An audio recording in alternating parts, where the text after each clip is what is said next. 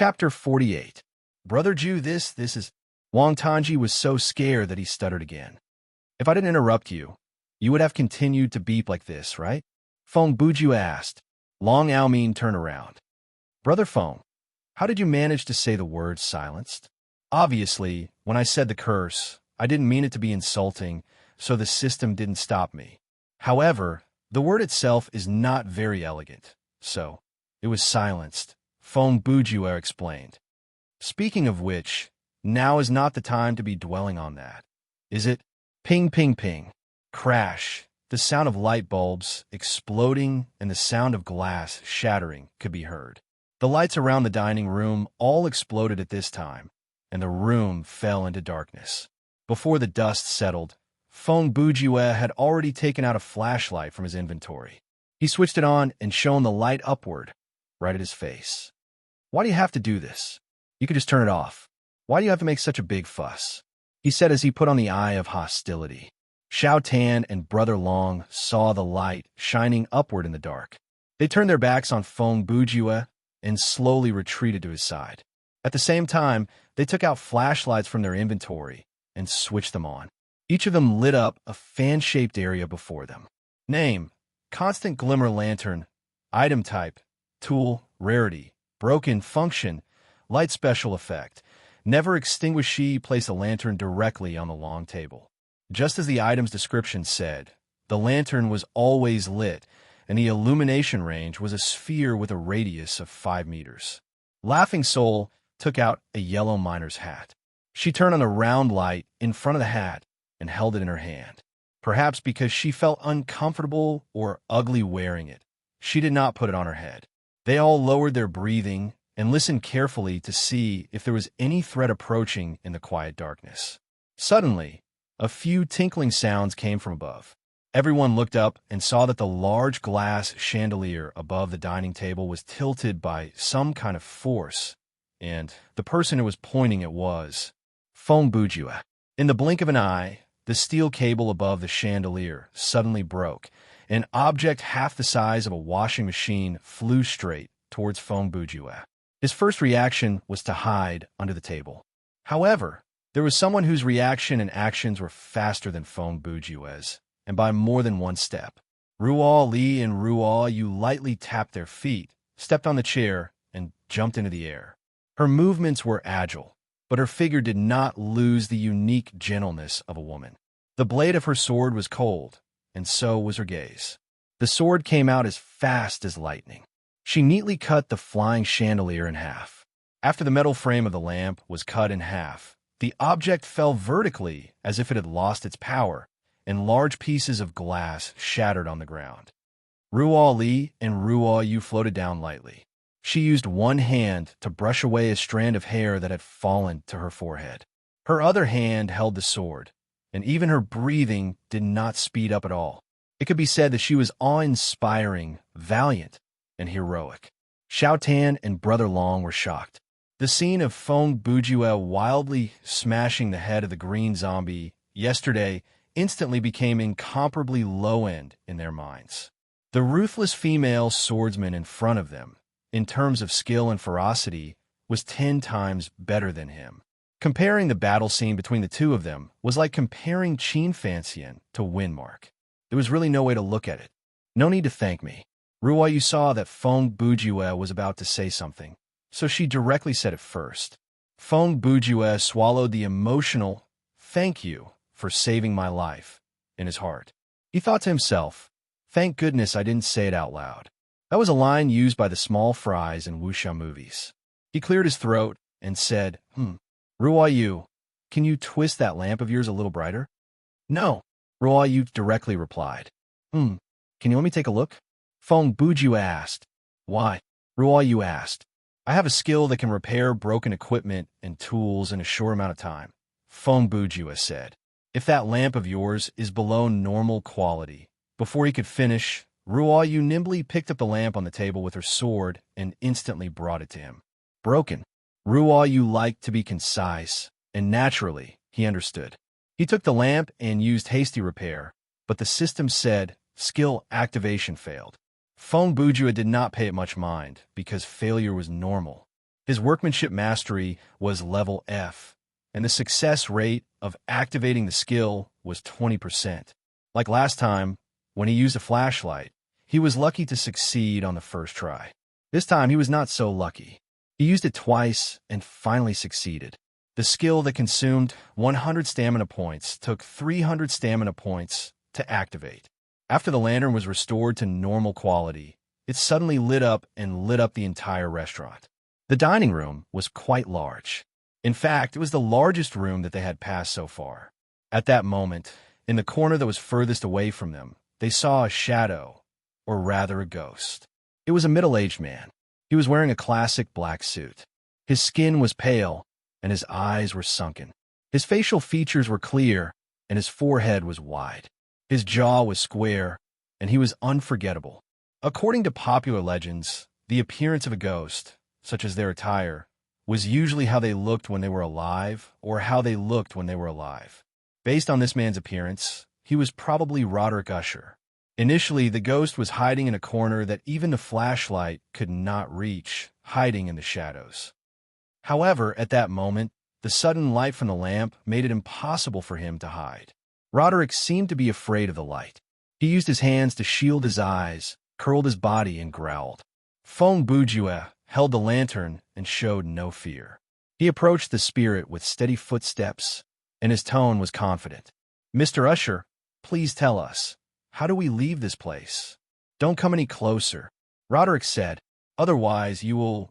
Roderick's tone was gentle at first, and it even made people feel that he was a little weak. However, when he reached the last few words, he removed his hand from his face, revealing a distorted face. He roared like a hysterical beast. Pay the price. Fong Bujue stood 1 meter away from him, but he did not react. The people behind him were, to varying degrees, shocked by Roderick's sudden change. What are you going to do? Control the chair to hit me on the back of my head? Fong Bujue knew that this man was an untouchable spirit. He could only control the things in the room to attack him. At that moment, a chair floated into the air and flew toward Fong Bujue's back. This time, Long Aoming was closer. He took a big step forward and extended his arm to block the attack for Fong Bujue with Ultron's fragment. There are 5 people here, and you seem to be interested in me, Fong Bujue said in a menacing tone. Where is Madeline's body? You placed it next to yours, didn't you? Roderick roared, and the plates, cutlery, candlesticks, and other objects on the dining table floated into the air. Without another word, Fong Bujue took out the slowing sand from his inventory and tossed the bottle to the ground.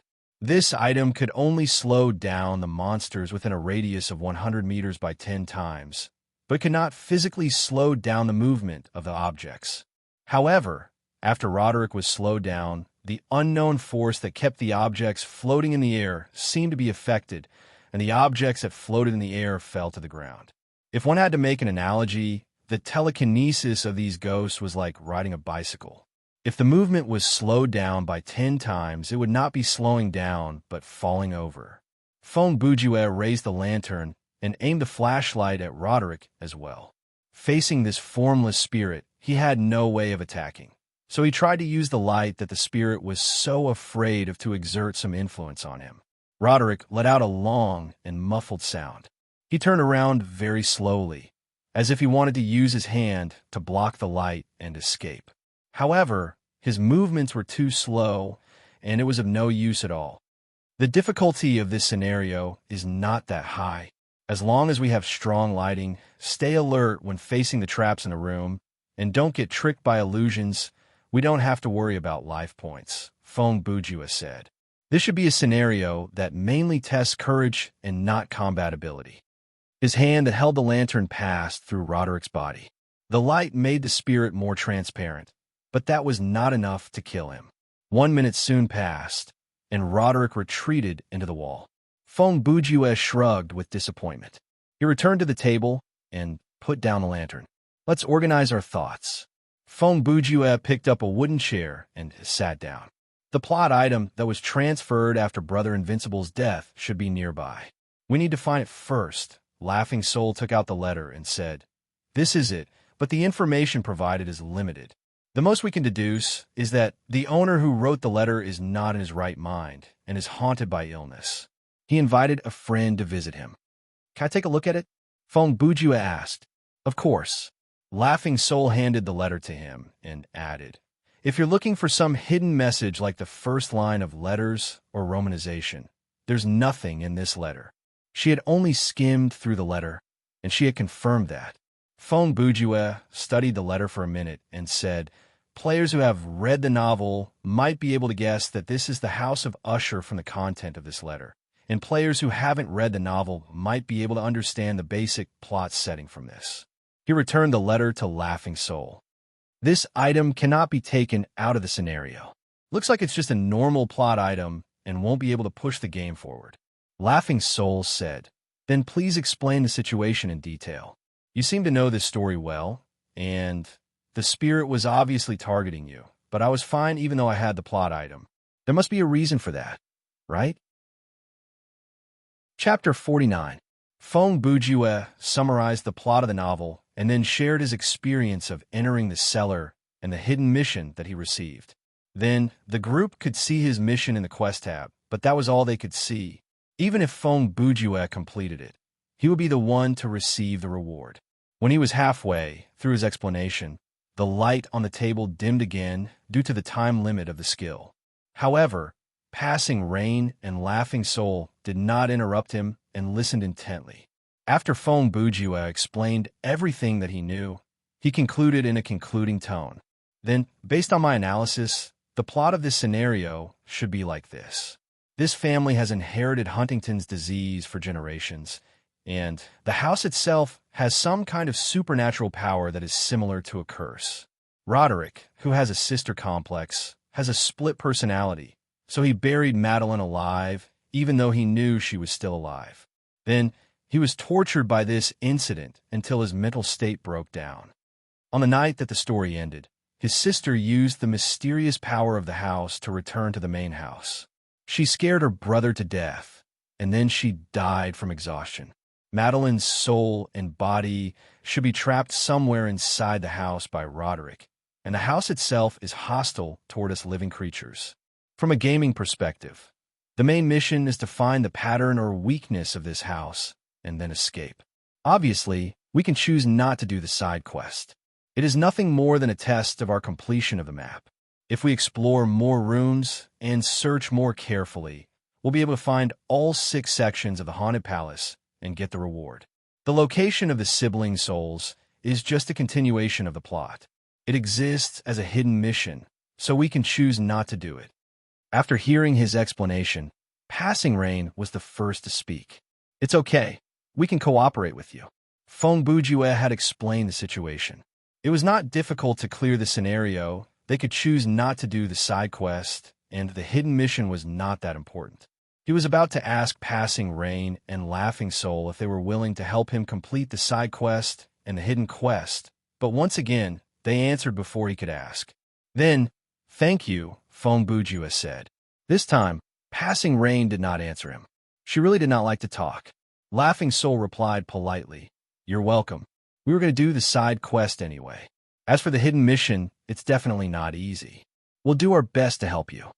Feng Bujue immediately stood up and said, "Now, let's return to the question that was interrupted before. Why are we here at the same time?" Xiao Tan immediately said, "Doesn't this house change?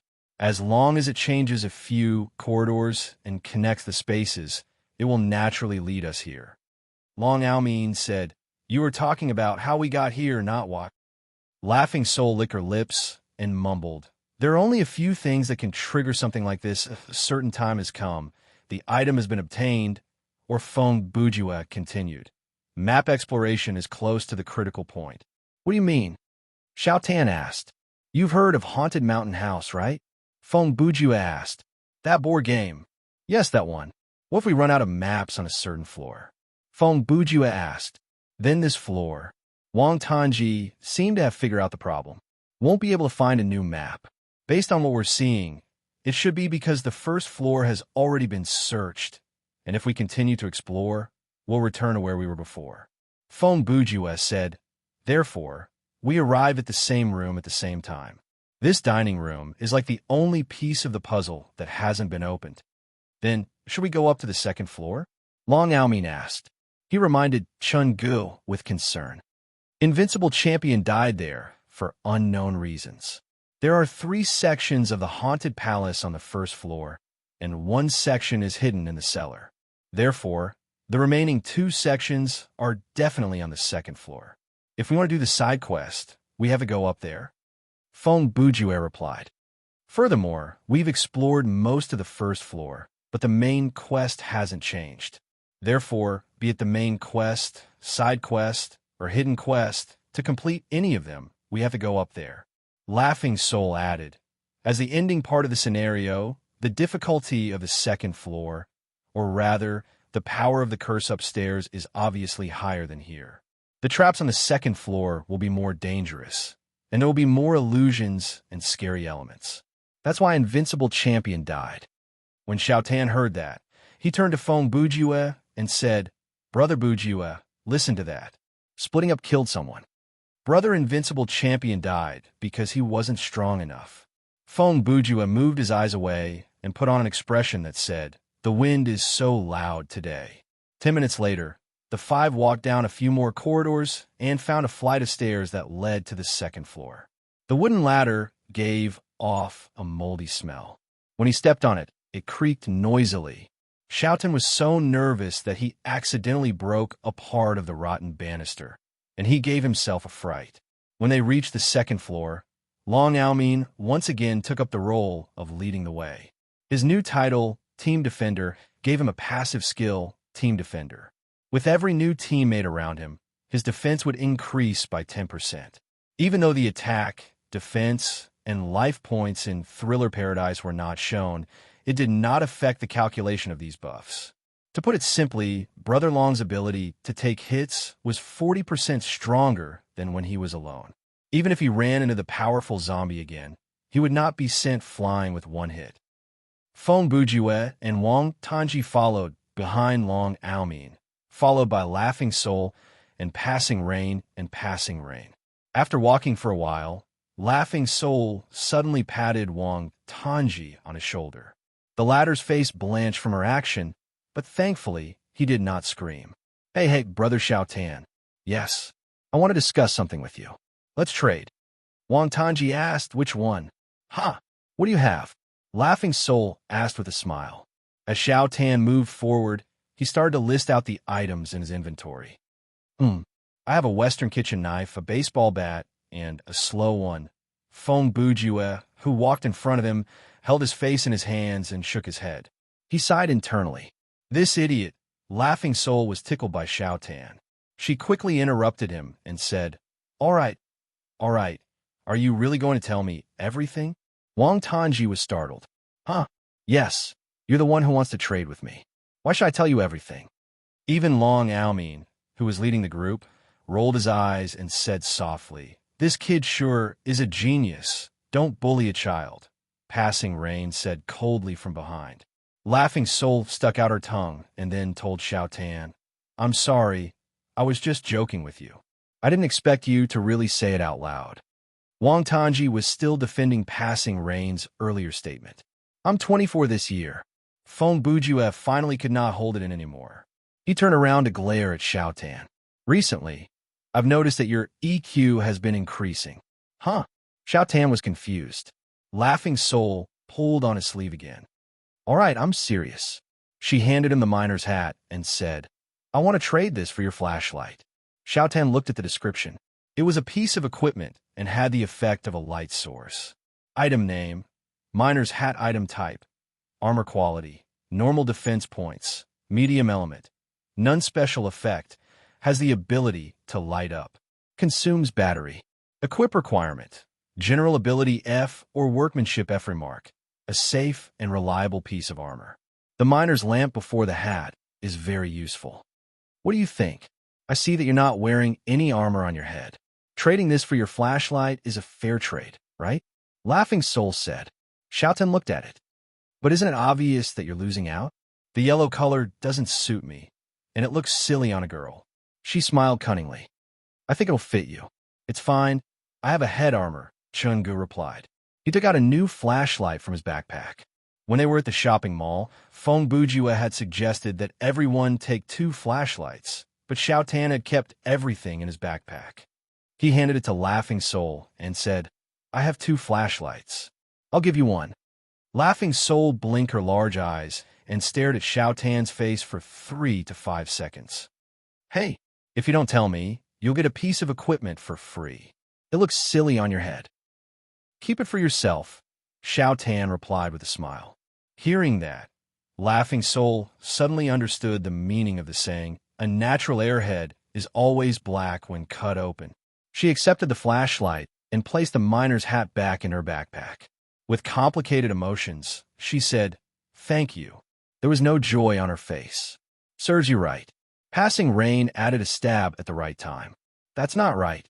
Long Almin suddenly stopped. He noticed the anomaly. "Didn't we just pass by this place? After we came up, we were in a corridor that was similar to this one." Feng Bujue continued. "After that, we turned left once and right twice. The straight line after each turn was different, but it was clear that we were not going in circles. Are we hallucinating or—" Long Almin paused. He wanted to hear Feng Bujue's opinion. "It should be a hallucination." Passing Rain and Ruo Li chimed in from the back of the group. At that moment, she was standing before a long mirror. She looked at herself in the mirror. She looked normal from head to toe. Her clothes and equipment had not changed. Only her intestines poked out from her abdomen. In the next second, the 2 sides of the corridor were filled with mirrors. The change was sudden, and there was no sign of spatial distortion. Feng Bujue also turned around and picked the closest mirror to him. He looked at it and said, "Not bad. This is clearer than an MRI." He took several steps closer to take a closer look. "Oh, I can see the details of the corridor from the intestines. This is very interesting." Chapter 50. Brother Feng, you're being a bit too calm. Even Long Almin felt a chill run down his spine. However, Xiao Tan was calmer this time because he was not that afraid of organs. Laughing Soul did not react much. She only frowned slightly, feeling disgusted. Passing Rain, on the other hand, was as calm as Feng Bujue. "Let's assume that Brother Invincible ran into the same situation on the 2nd floor," Feng Bujue said. He was alone, and the same corridor kept repeating itself. The reflection in the mirror suggested that he was trapped inside his own intestines. What would happen to him? Run. Passing Rain's answer was always so simple and direct. Her words were as precious as gold.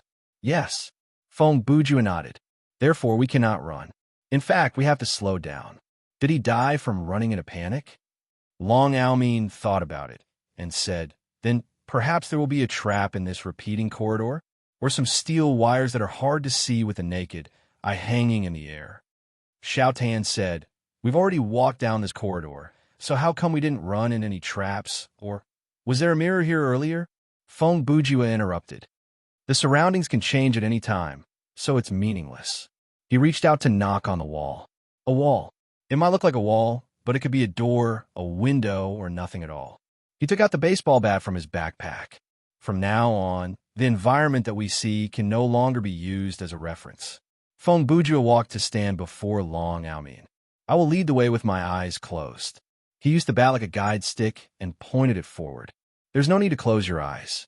Just follow behind me. No matter how I look like I'm about to run into a wall or step on air, there's no need to remind me. Just follow me." He thought about it and added, "I will try my best to focus and move as fast as possible, so I'll leave the memorization to you. You don't need to remember the entire route. Just remember the direction of the first 2 turns. If I turn in the same direction for the 3rd time in a row, you can stop me." "I say, Brother Jew, what is your real occupation?" Laughing Soul could not help but ask the same question that Long Almin had asked before. "Great literary giant," Feng Bujue shamelessly replied. Passing Rain's expression changed slightly, and she asked in a questioning tone, "School of novels?" "Wow, heroine, you're really amazing. You can even guess it like that," Xiao Tan said. Feng Bujue was also puzzled. He thought to himself, "How many times has she seen through me? What's going on?" "Then you are a celebrity?" Laughing Soul asked. He's probably not as famous as a B-list or B-list actor, Fong Bujua said bluntly. Laughing Soul was startled. She immediately opened the menu to look at the player ID in the team tab and thought, Fong Bujua. Fong Bujua. No way. He is that Bujua? His pen name and online name are both Bujua. Cousin, he is you. Laughing Soul turned around and lowered her voice like she wanted to whisper something to Passing Rain. I know. Passing Rain interrupted her and then raised her voice to say, Now is not the time to chat. Lead the way, great literary giant. Fong Bujua did not notice anything. He shrugged and turned around. He closed his eyes, extended the baseball bat forward, and started to move forward. He had no choice but to bend over. The bat was about 100 centimeters long. The length of the bat could normally reach the user's chest, but the bat only went past the user's waist. The speed at which the 5 of them advanced was naturally slightly slower than before, but for a blind person, this was already considered fast. Until they turned the first corner, everything was normal. The wall at the end of the corridor was real. Fong Bujua touched the wall and turned left. Weirdly enough, after he made the turn, he was not facing the left corridor, but slightly slanted. The 4 with their eyes open followed him, and then realized something shocking. Fong Bujua's body was slowly sinking into the wall on his right. They did not speak and just followed him. As the straight line that Fong Bujua was moving forward crossed the straight line that the corridor had taken, the rest of the group passed through the wall one after another. The human eye could be easily misled, but the natural sense of balance of the human body allowed one to walk in a straight line without the aid of sight. The corridor looked like it was at a right angle, but it was actually slightly slanted. Fong Bujua walked with his eyes closed. When he reached the end, he turned 90 degrees based on his intuition, and that was how he deviated from the direction of the corridor. Under his lead, the 5 moved between the walls. The ground under their feet, the stairs, and the decorations on both sides were all unbelievable. The second floor of this big house was an extremely strange space. Everything one saw, whether it was the door, the window, the wall, or even the big hole in the ground, was both real and fake. It was even more difficult to fathom than a maze in the general sense. The corridor that looked straight was also curved, and the places that looked like walls could be passed through. Only by closing their eyes could they walk in a straight line and follow the path in their mind without any distractions. Otherwise, they would definitely be confused. This strange journey lasted for a full 30 minutes. During this time, they did not encounter any traps, nor were they attacked by any spirits. It seemed that even the ghosts that could pass through walls did not dare enter this area of illusion. Along the way, other than the changes in the environment that were used to confuse the players, there were plenty of the through the intestine mirror. There were also many twisted portraits that made one feel dizzy just by looking at them. It could be said that the further one walked down this path, the more chilling it became. If one was alone in this scenario and explored it with their eyes open, it was indeed possible to clear the scenario, but one had to have a strong mental fortitude to do so. The long silence lowered the group's morale, but thankfully, it all came to an end. Fong Bujua came to a door. It was a real door, and there were real walls on both sides. It looked like this was the end of the corridor of illusion. Actually, if this was a normal corridor, they would have been able to complete it in 15 minutes. But at that moment, even though it took him half an hour to finish the journey, Fong Bujua was already exhausted. His stamina points were still okay, but the main problem was the mental fatigue. He was not blind, and he had not received professional training. Walking for so long with his eyes closed was extremely difficult. If the spectators are interested, they may try it. Close your eyes and do not open them in the middle. Go to every room in the house you are familiar with, and you will understand the degree of difficulty. Right, be careful. Looks like we're here, Long Almin, who walked in second, said. Fong Bujua opened his eyes to get used to the dim light around him.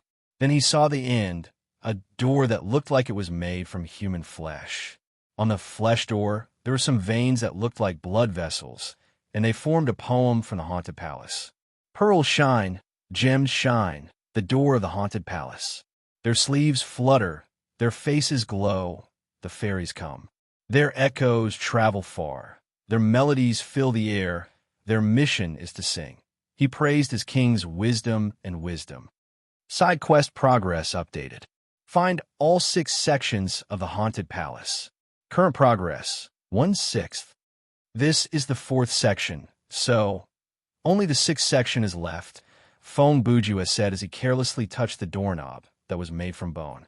Brother Feng, let me walk in front, Long Aomin suggested. It's fine.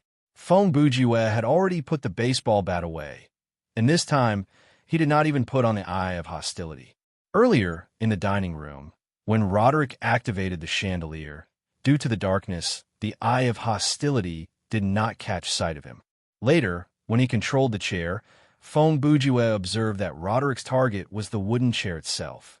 This went to show that the eye of hostility was useless against a monster that relied on indirect attacks. Pushing the door open, he was greeted by a medium-sized room. There were no windows or lights on all 4 sides, only walls made of flesh and a floor made of bones. The ceiling was covered with long black hair, and the hair was weaved together in a specific way to form an arched roof. Other than this door, there was no other exit in this room. On a beam made of human bones in the middle of the room hung 2 bodies, a man and a woman. Their bodies were bound by something that looked like intestines, and they hung in midair. The man was wearing a classic black suit, and the woman was wearing a white dress. The 2 bodies showed no signs of decay, but their skin was pale. Their eyes were closed, and an indescribable air of death radiated from them. Chapter 51. When Feng Bujua saw the room, he instinctively blurted out, "Could this be SCP-002? What is it?" Long Aomin asked. "Ah," Wang Tanji suddenly yelped. "Don't ask him. He'll talk to you for hours." Feng Bujua ignored him and continued. "It's a sci-fi set that exists on an online platform and is created by a group of hobbyists. You managed to summarize it in 1 sentence." Wang Tanji gasped. "I remember when you first explained it to me. It took you 3 whole hours.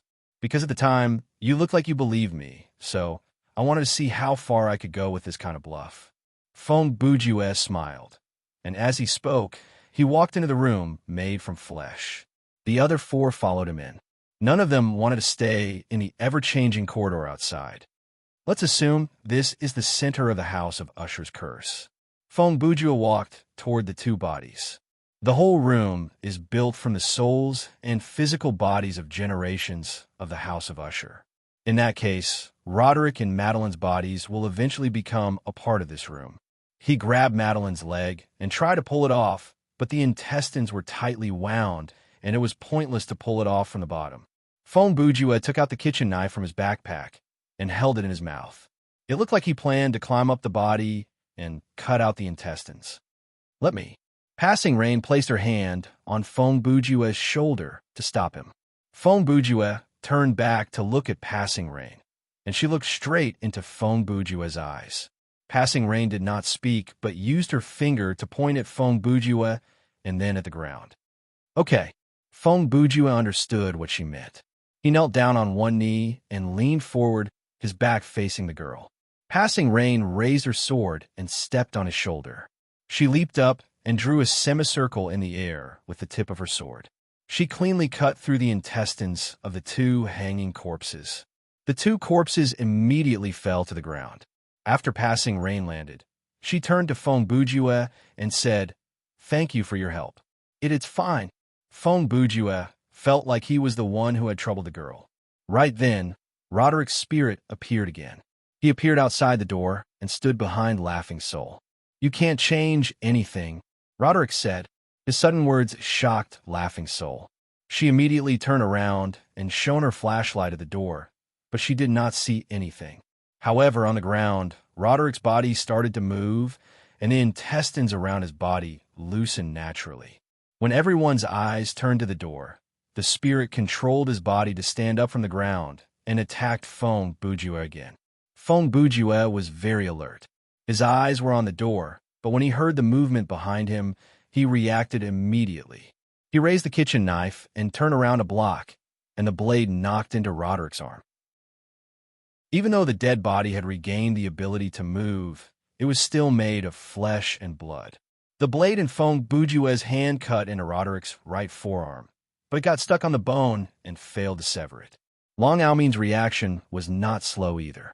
Seeing this, he stepped forward and raised a shield to sweep at Roderick's temple.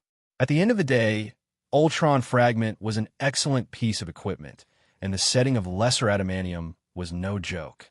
Combined with Long Almin's physique, with one slash, the top of Roderick's head was sent flying. The brain that was exposed was grayish-black in color. It looked like tofu that had been shredded, and it gave off a rather disgusting smell. When Fong Bujue saw that half of the man's head had been sliced off, he quickly used his free hand to take out the wrench. He aimed at the chin of the dead body and jabbed at it several times. His impatient action gave the feeling that if he did not do something soon, he would not be able to keep the head. Passing Rain saw that the two could handle it, so she did not help. Soon, only Fong Bujue was left to whip the dead body. He held the kitchen knife in one hand and the wrench in the other. He swung both of his hands at the dead body like he was chopping meat. He did not stop until Roderick's body was a bloody mess. His organs fell out, and most of the bones in his limbs were shattered. He took a deep breath and said, "Phew, I don't think he'll get up again." This time, even Xiao Tan, who was used to seeing dead bodies, could not help but gasp. "What do you mean by get up? How can someone in this form make a get-up motion? You can make dumplings with this pile of stuff." Roderick's body was destroyed, but his spirit appeared at the corner of the room again. "It's useless. My flesh and blood have merged with this room. You are no exception." Before he could finish, the door closed on its own. The flesh on the wall started to squirm. Mouths appeared on the wall one after another. They had sharp fangs that were pointed outwards. Judging from their size, they were large enough to bite a person's face off. "Hey, Brother Bujue, what we do now?" Wang Tanji took out his kitchen knife, but he did not know what to attack. Was he supposed to chop at the wall of flesh? If something like a tongue comes out from the wall, I'm not going to entertain you anymore. Laughing Soul looked at the mouths on the wall and said with disgust, "Since they're going to be swallowed sooner or later, why did you do this? Why did you possess your own body to attack me?" Fong Bujue grumbled. He raised the flashlight to shine on Roderick's spirit, but the latter did not seem to be afraid of the light anymore. "Oh, you're not afraid of the light in this room, are you?" Fong Bujue said as he walked to Madeline's body and pretended to squat down. Roderick was clearly surprised. "What are you going to do?" Madeline's soul is unwilling to become a part of the House of Usher. Her image appeared briefly in the cellar, and she called me for help. Fong Bujue said, "Now that I think about it, the let me out probably didn't mean that she wanted me to rescue her from the coffin, because she had already escaped from the coffin when she was alive." After confirming Roderick's reaction, he stood up and smiled. "Madeline wanted me to release her body from this room so that she would not be assimilated into this house like you." Roderick's face turned scarier, and the face of a demon completely replaced the human features. "Look around you. How are you going to bring her out?" Fong Bujue asked. "Do these things really exist?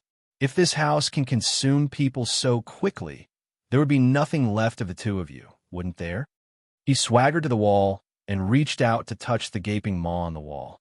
The others did not say anything, and they did not show any intention of stopping him. Fong Bujue's confident tone and steady movement gave off a sense of confidence. Roderick could only glare at him angrily, but there was nothing he could do. Fong Bujue's hand passed through the illusion of flesh and reached the real wall, a normal wooden wall. "I knew it.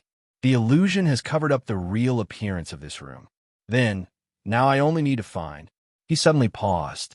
I'm too slow. Where else could it be?" Fong Bujue walked to the corner where Roderick was standing. The latter's expression was one of terror, and he roared angrily.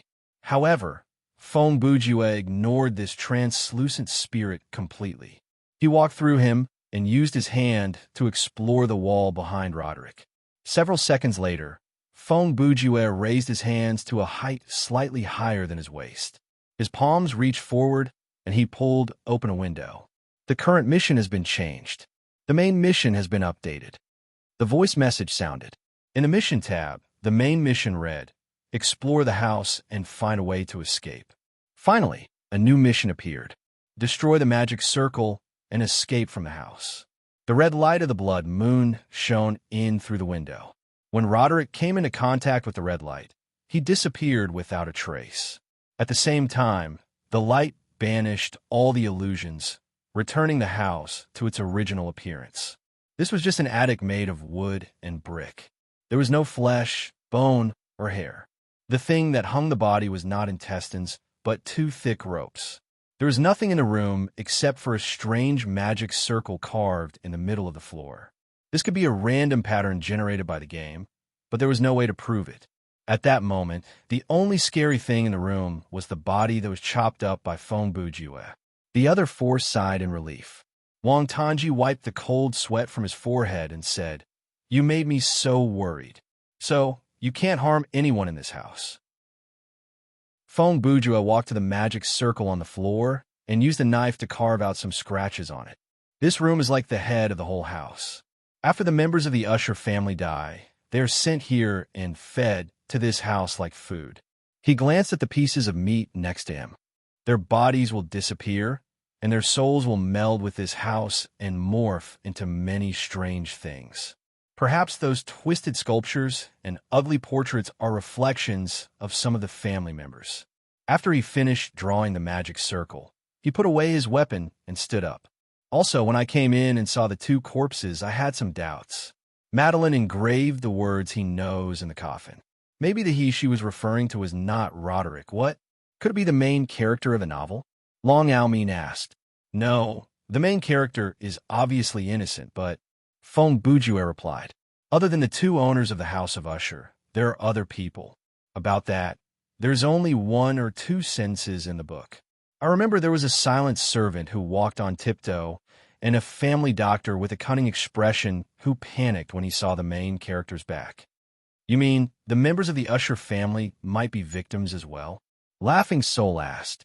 Feng Bujue looked around like he was looking for something, and he replied rather distractedly, perhaps the Usher family was targeted by some strange religious group and became their experiment. No, sacrifice.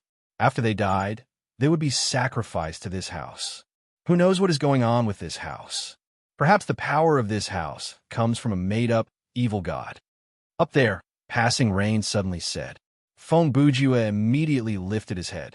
On the slanted roof, he saw the last part of the haunted palace.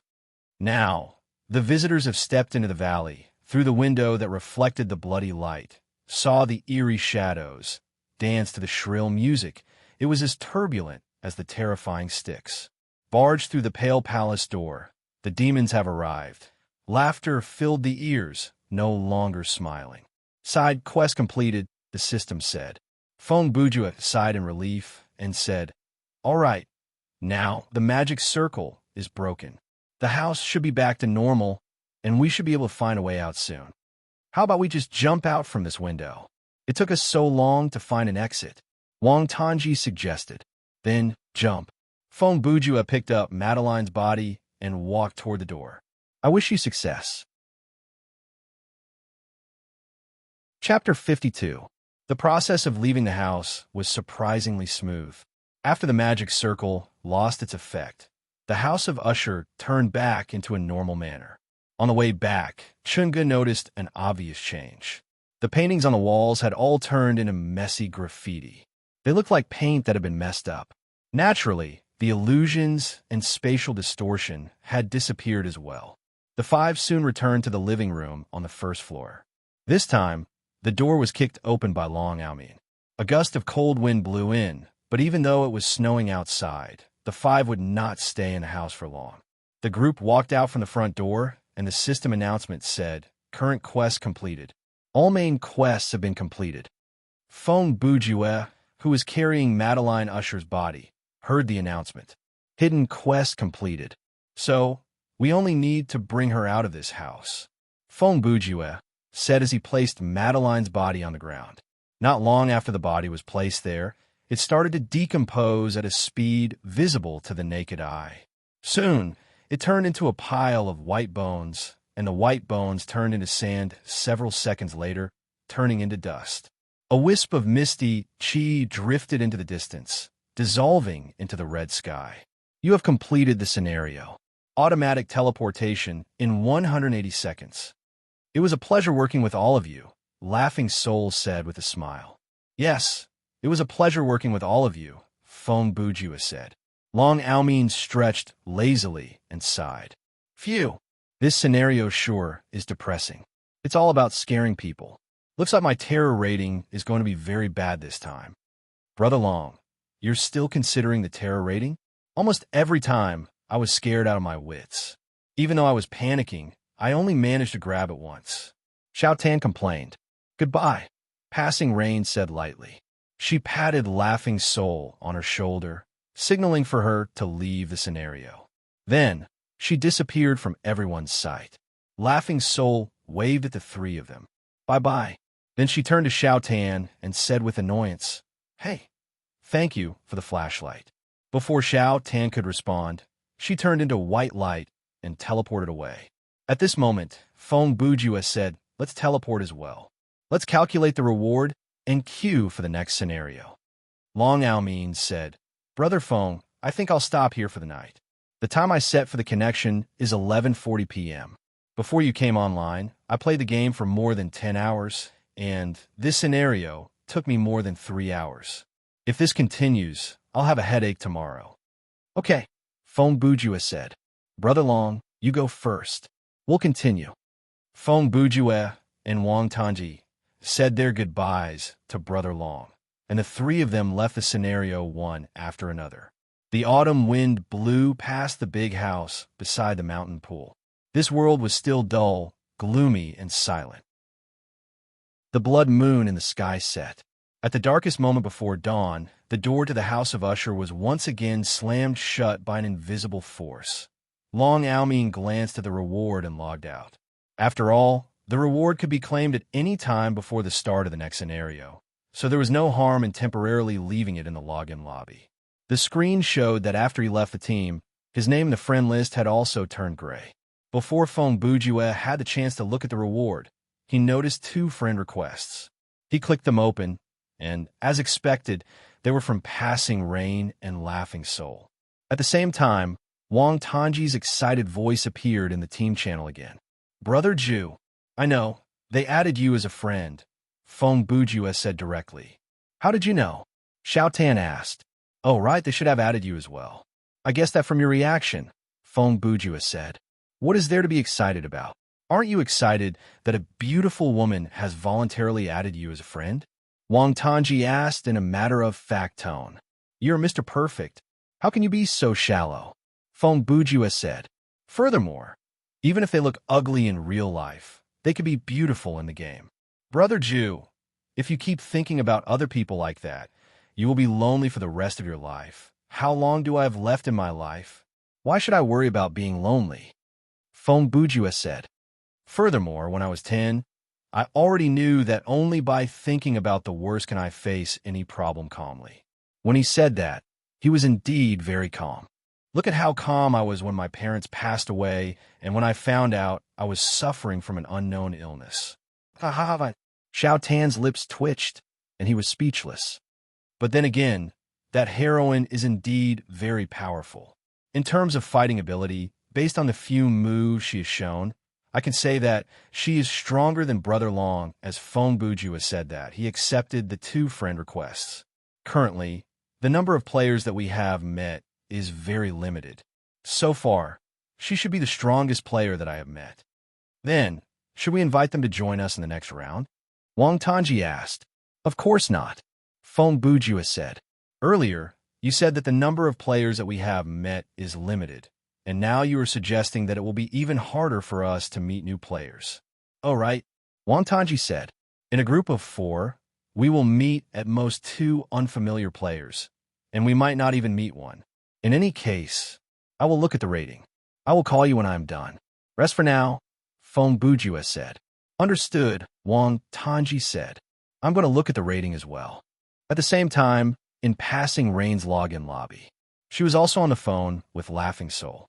Laughing Soul said, Cousin, I can see that they have all accepted the friend requests. That brother long logged off soon after he accepted. Same, Passing Rain said. Cousin, you already know, right? Laughing Soul asked. You mean that Feng Bujue? Yes, he is a novelist, and his name is Bujue.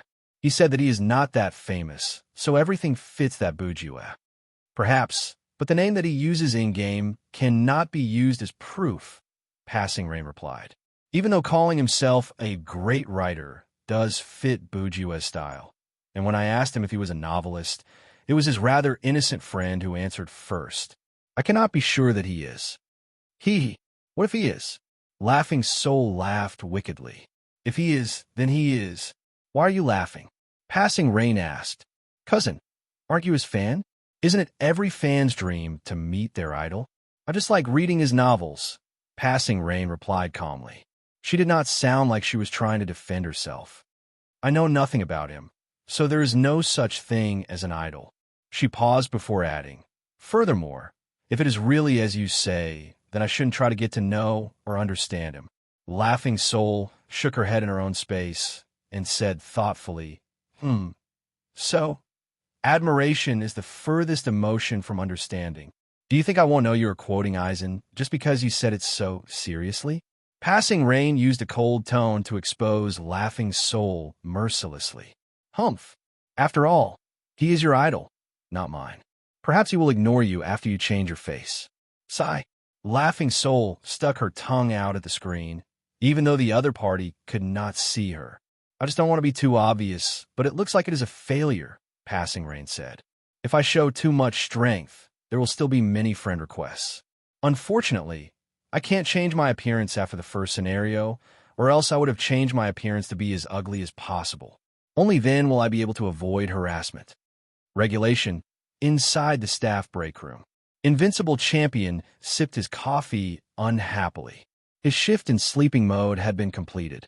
After 1 hour of rest, he would have to go online in non-sleeping mode. What's wrong? Brother Invincible, did you die in the scenario? A thin young man who looked about 16 sat down on the sofa next to him. He was one of the players at the studio, and his game ID was Phantom Dawn. Inside the studio, the employees basically refer to each other by their in-game names. This was because their in-game IDs were fixed, just like the employee numbers in the unit. For a top studio like Order, they generally didn't have to worry about their members' IDs being used when they entered a game. They were the first to enter the game when the server was launched. Sometimes, they even directly paid the game company to reserve these IDs for them. It's fine if I died. That was my mistake. I immediately went to queue for another scenario, but when I finished that scenario, I came out to take a look.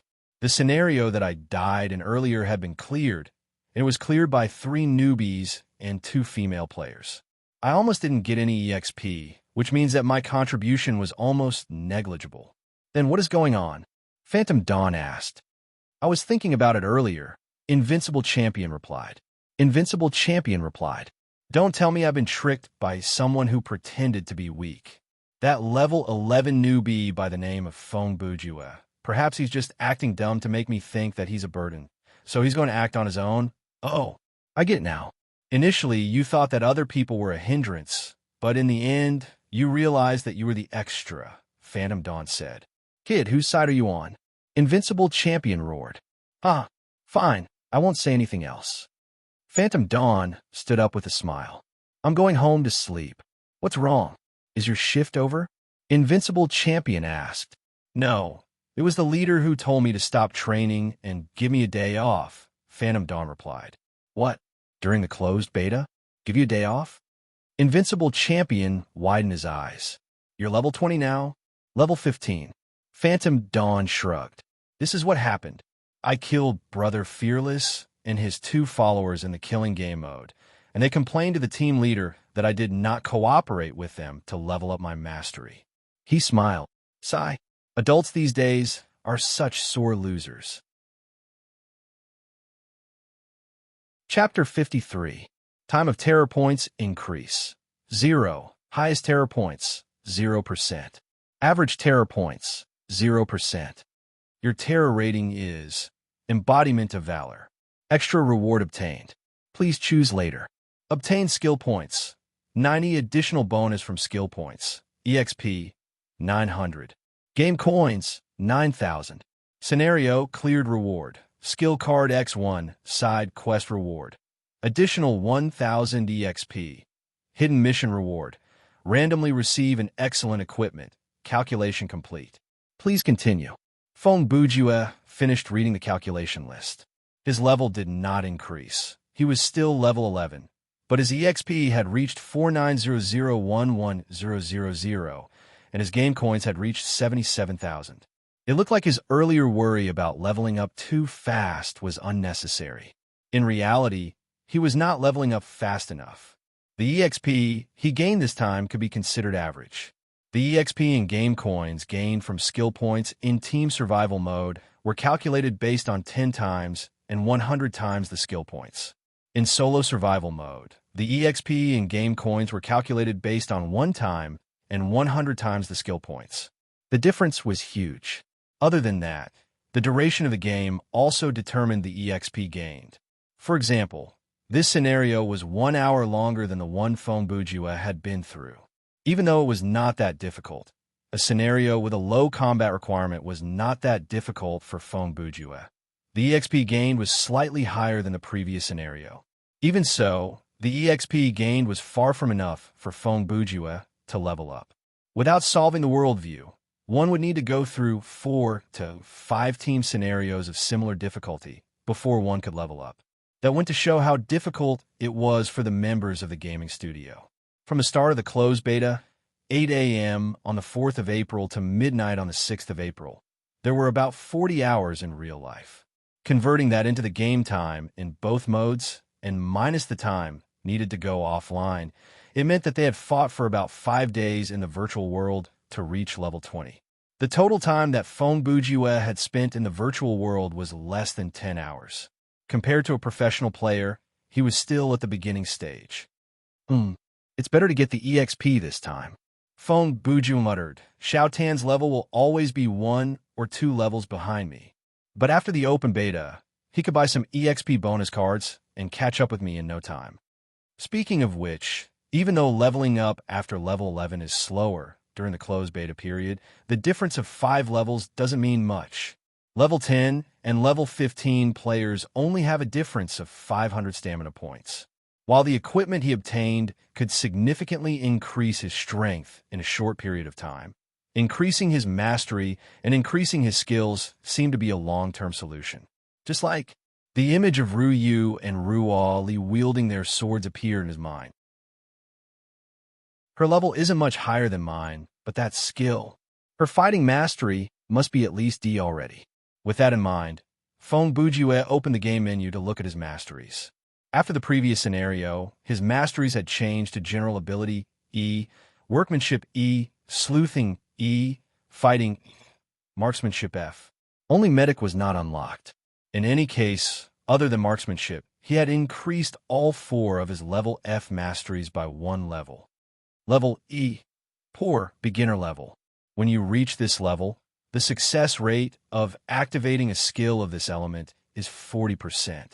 So far, other than medic, Fong Bujue knew a little about all the other masteries, but none of them were outstanding. This placed a big question mark on his combat ability. Other than that, his title, Cold-Blooded Headcracker, had not changed after the scenario ended, so his special power was still brain concussion.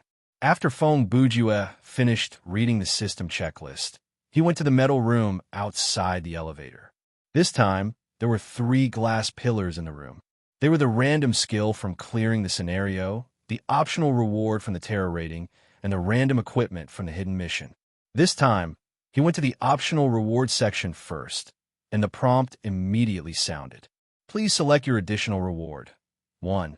Randomly draw a piece of equipment corresponding to your level.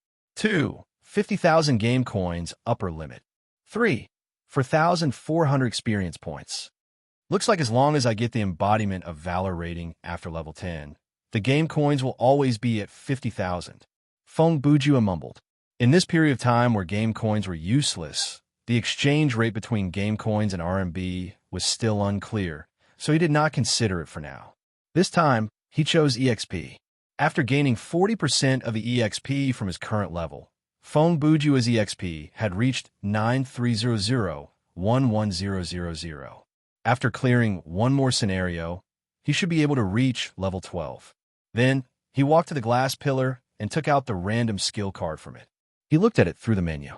Name: Naughty Child's lower whip kick skill card property. Active skill, disappears after 3 uses. Skill type: fighting effect. Ignoring mastery level, there's a 100% chance of tripping any monster that is supposed to be tripped and provoking them to attack you. Consumption: 100 stamina points. Prerequisite: fighting mastery F or level 10 or above. Remark: this is the mischievous blue cat's 3,000 kicks. What the hell?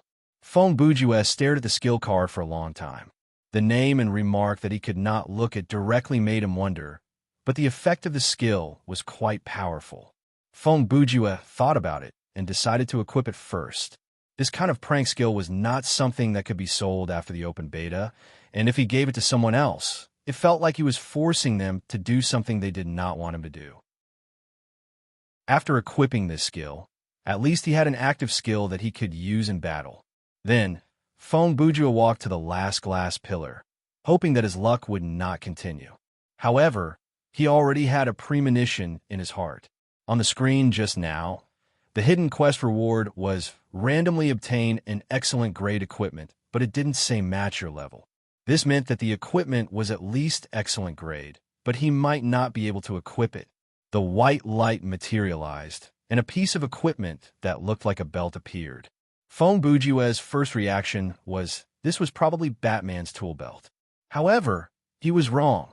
This one was stronger.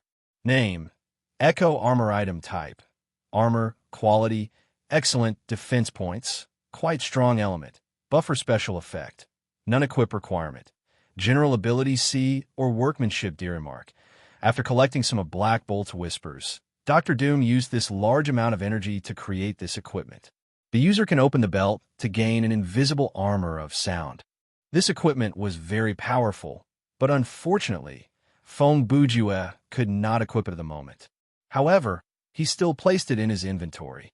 After all, his workmanship was already E, and he would try his best to reach level D in the next scenario.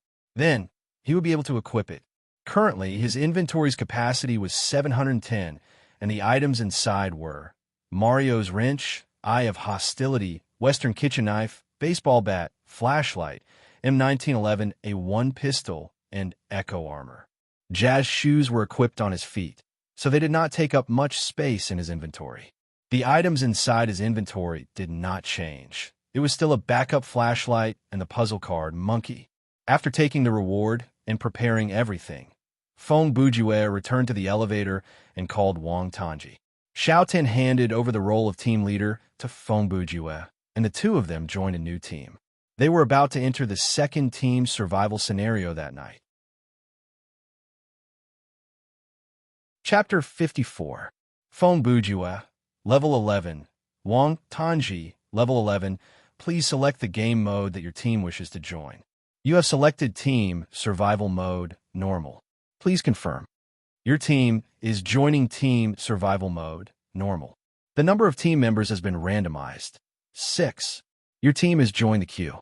Currently searching for other readied individuals or teams. Matching complete. Coordinating neural connections. Generating scenario. Downloading. Please wait a moment. Welcome to Thriller Paradise. This time, the voice sounded like a middle-aged man, and he was slurring his words. Download complete. You are currently in Team Survival Mode Normal. This mode provides a scenario introduction, and there is a chance of triggering hidden side missions and special world building. Reward for clearing the scenario. When the reward is calculated, you will gain a 100% increase in EXP from clearing the scenario. Playing the scenario introduction soon. The game will start immediately after that. The image that Feng Bujua saw soon turned into a first-person cinematic movie. It felt like the opening of Call of Duty. The camera showed that he was descending from the sky, but he was not wearing a military uniform.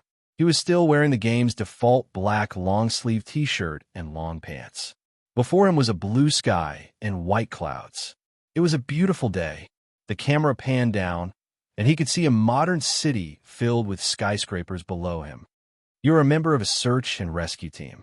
You were ordered to search for an employee of Alermu in this city, Professor Ashford. However, due to an accident on the plane, you and your 5 other teammates unfortunately lost all your communication devices and heavy weapons when you parachuted out of the plane. You were then scattered all over the city. What is Alermu? Isn't it just an inverted umbrella? Fong Bujua looked at the subtitles that appeared before his eyes and said, "Then, the name of the city can be directly translated from Raccoon City, right? An unknown virus is wreaking havoc in this city of Nukar. Hey, they really did it. This extremely dangerous virus is codenamed Z. Its 4 main characteristics are 100% infectivity, 100% lethality. It can be transmitted through exposed mucous membranes and all bodily fluids. It cannot be transmitted through air or water. F***CK. Wouldn't it be better to just say that it was the T virus? What Z? Who can't tell what's going on with this script? All infected individuals have turned into vampire werewolf zombies. Fong Bujua suddenly froze, and a terrible-looking object flashed through his mind. This monster's basic abilities and habits are no different from a normal zombie, but it possesses the characteristics of both werewolves and vampires. It's called BW Zombie. Huh. Silverware can burn the BW zombies' bodies, and the smell of garlic mixed with saliva can have a certain deterrent effect on them. Their mobility and intelligence are extremely low, and they can be killed by cutting off their heads or smashing the back of their heads. Aren't they weaker than ordinary zombies? What's the point of this setting? BW zombies hate sunlight, but sunlight will not cause any substantial harm to them. They had a strong sense of smell and reacted to sounds and flashes. Their desire to eat meat had nothing to do with their digestive system. Even if they lost their jaws, esophagus, stomach, and other related organs, they would still continue to try to tear their prey apart and send it into their mouths. All living humans will become their target. This introductory cinematic was rather long, probably because it took some time for them to fall from the sky. After the introduction, the last scene showed Fong Bujua landing on the rooftop of a roadside shop. 1 second later, Fong Bujua's vision overlapped with the screen, and he officially logged into the game. He was not carrying anything like a parachute. It seemed like the system had deleted it to save him the time to remove it. Main quest triggered. The announcement came immediately. This time, the 6 players were scattered around the map before the scenario started. This was the first time that Fong Bujua had encountered something like this. He opened the menu and looked at the main quest. Enter and search Alermu's building to find Professor Ashford. Then, he looked at the team tab. There were 5 names: Wang Tanji, Peerless, General Pan Fong, Thousand Slayer Washiong. Names are so hard to choose, and Atobi Sama. Pan Fong and Washiong are in the same team, right? Speaking of which, this scenario is filled with male players, Fong Bujua said. Suddenly, a muffled groan came from behind Fong Bujua. Fong Bujua turned to look and saw, or rather, a BW zombie. It was limping toward him. The thing's appearance was as follows. Its body was covered in hair, but there was no hair on its hands or face. Not only that, its skin was very white. Its face was human, and its mouth had sharp fangs like a vampire. Other than that, it had the characteristics of a zombie, like ghastly wounds and rotting limbs. The creature moved very slowly indeed, or perhaps the exposure to the sun had made it even more sluggish, and it was stupid enough to give itself away by making meaningless moans. Fong Bujua used a 45-degree angle to look down at the thing for several seconds. Then, he walked half a circle around the monster and stood behind it. The monster limped and slowly turned around to face Fong Bujua. It groaned again and approached him. So slow, Fong Bujua did not even take out a weapon from his inventory. He was too lazy to kill the monster. Instead, he walked toward the door that led to the rooftop. The BW zombie behind him was still approaching, but its speed was slower than Fong Bujua's normal walking speed. Fong Bujua opened the door to the rooftop, and behind it was the staircase that led downstairs. Even though he had some disdain for the power of the monsters in the scenario, he still observed the situation behind the door with caution before he entered. Before he left, Fongbujue did not forget to close the door. He walked down the stairs, and the first floor was a normal restaurant. The kitchen was opposite the bar counter, and there was a row of tables and chairs by the window that faced the street. There were also some seats by the bar counter. The few tables still had leftover food like sandwiches, fries, bacon, and fried eggs. By then, they had become the flies' feast. When Fongbujue looked around, he heard another groan. Air! There was another BW zombie behind the bar counter. Its upper body was leaning against the oven, and its lower body had been eaten. Its intestines were all over the floor. Seeing Fongbujue appear nearby, the monster raised its arms at him and growled several times. The only thing missing was for it to say, "Come into the bowl." Fongbujue ignored the man. He looked out the window at the street. Within his sight, there were indeed a few BW zombies roaming the streets, but they were hiding in the shadows of the buildings, and they moved extremely slowly. It doesn't look that dangerous. Let's do an experiment. He took out the wrench and broke into the storage room. 2 minutes later, he came out with a basket of garlic. Fongbujue placed the basket on the bar counter and took out a garlic. He put away the wrench and took out the kitchen knife. He cut open the skin of the garlic, plucked a piece of raw garlic, and put it into his mouth to chew. When eating in Thriller Paradise, one could simulate the taste of the food in the real world, and eating too much would cause the player to feel full. However, in real life, the player's stomach would not increase. Be it the taste or the feeling of fullness, they were all illusions created by the nervous system.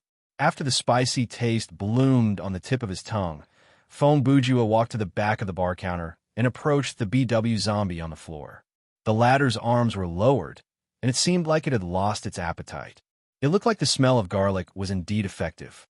Fongbujue leaned forward and stretched his neck. With a distance of about 1 meter between them, he breathed into the monster's face. The monster started to crawl on the ground with its hands, trying to stay away from Fongbujue. This scenario is heaven. Fongbujue's face lit up with excitement. He had decided to farm in this city until he was satisfied. Chapter 55. Being a professional gamer sounded like a desirable job.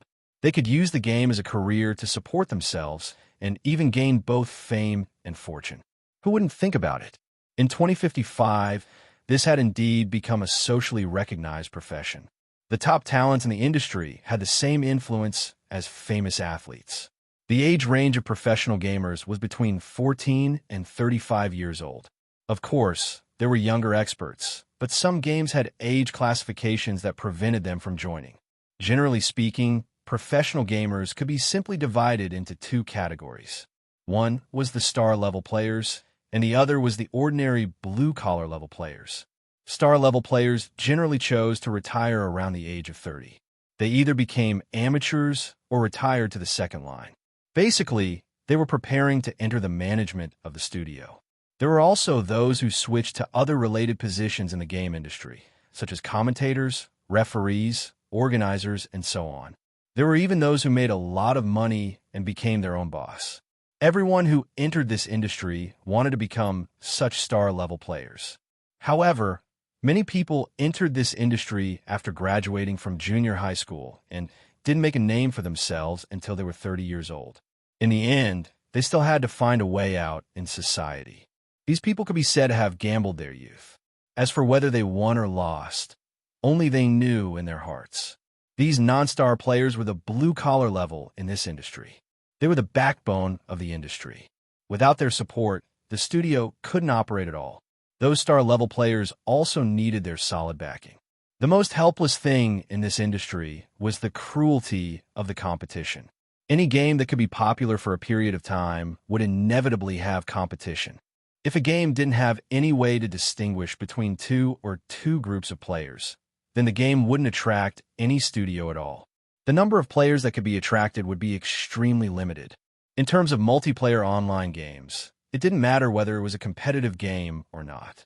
Even if it was killing monsters, leveling up, and wearing equipment, there was also PK to determine the winner.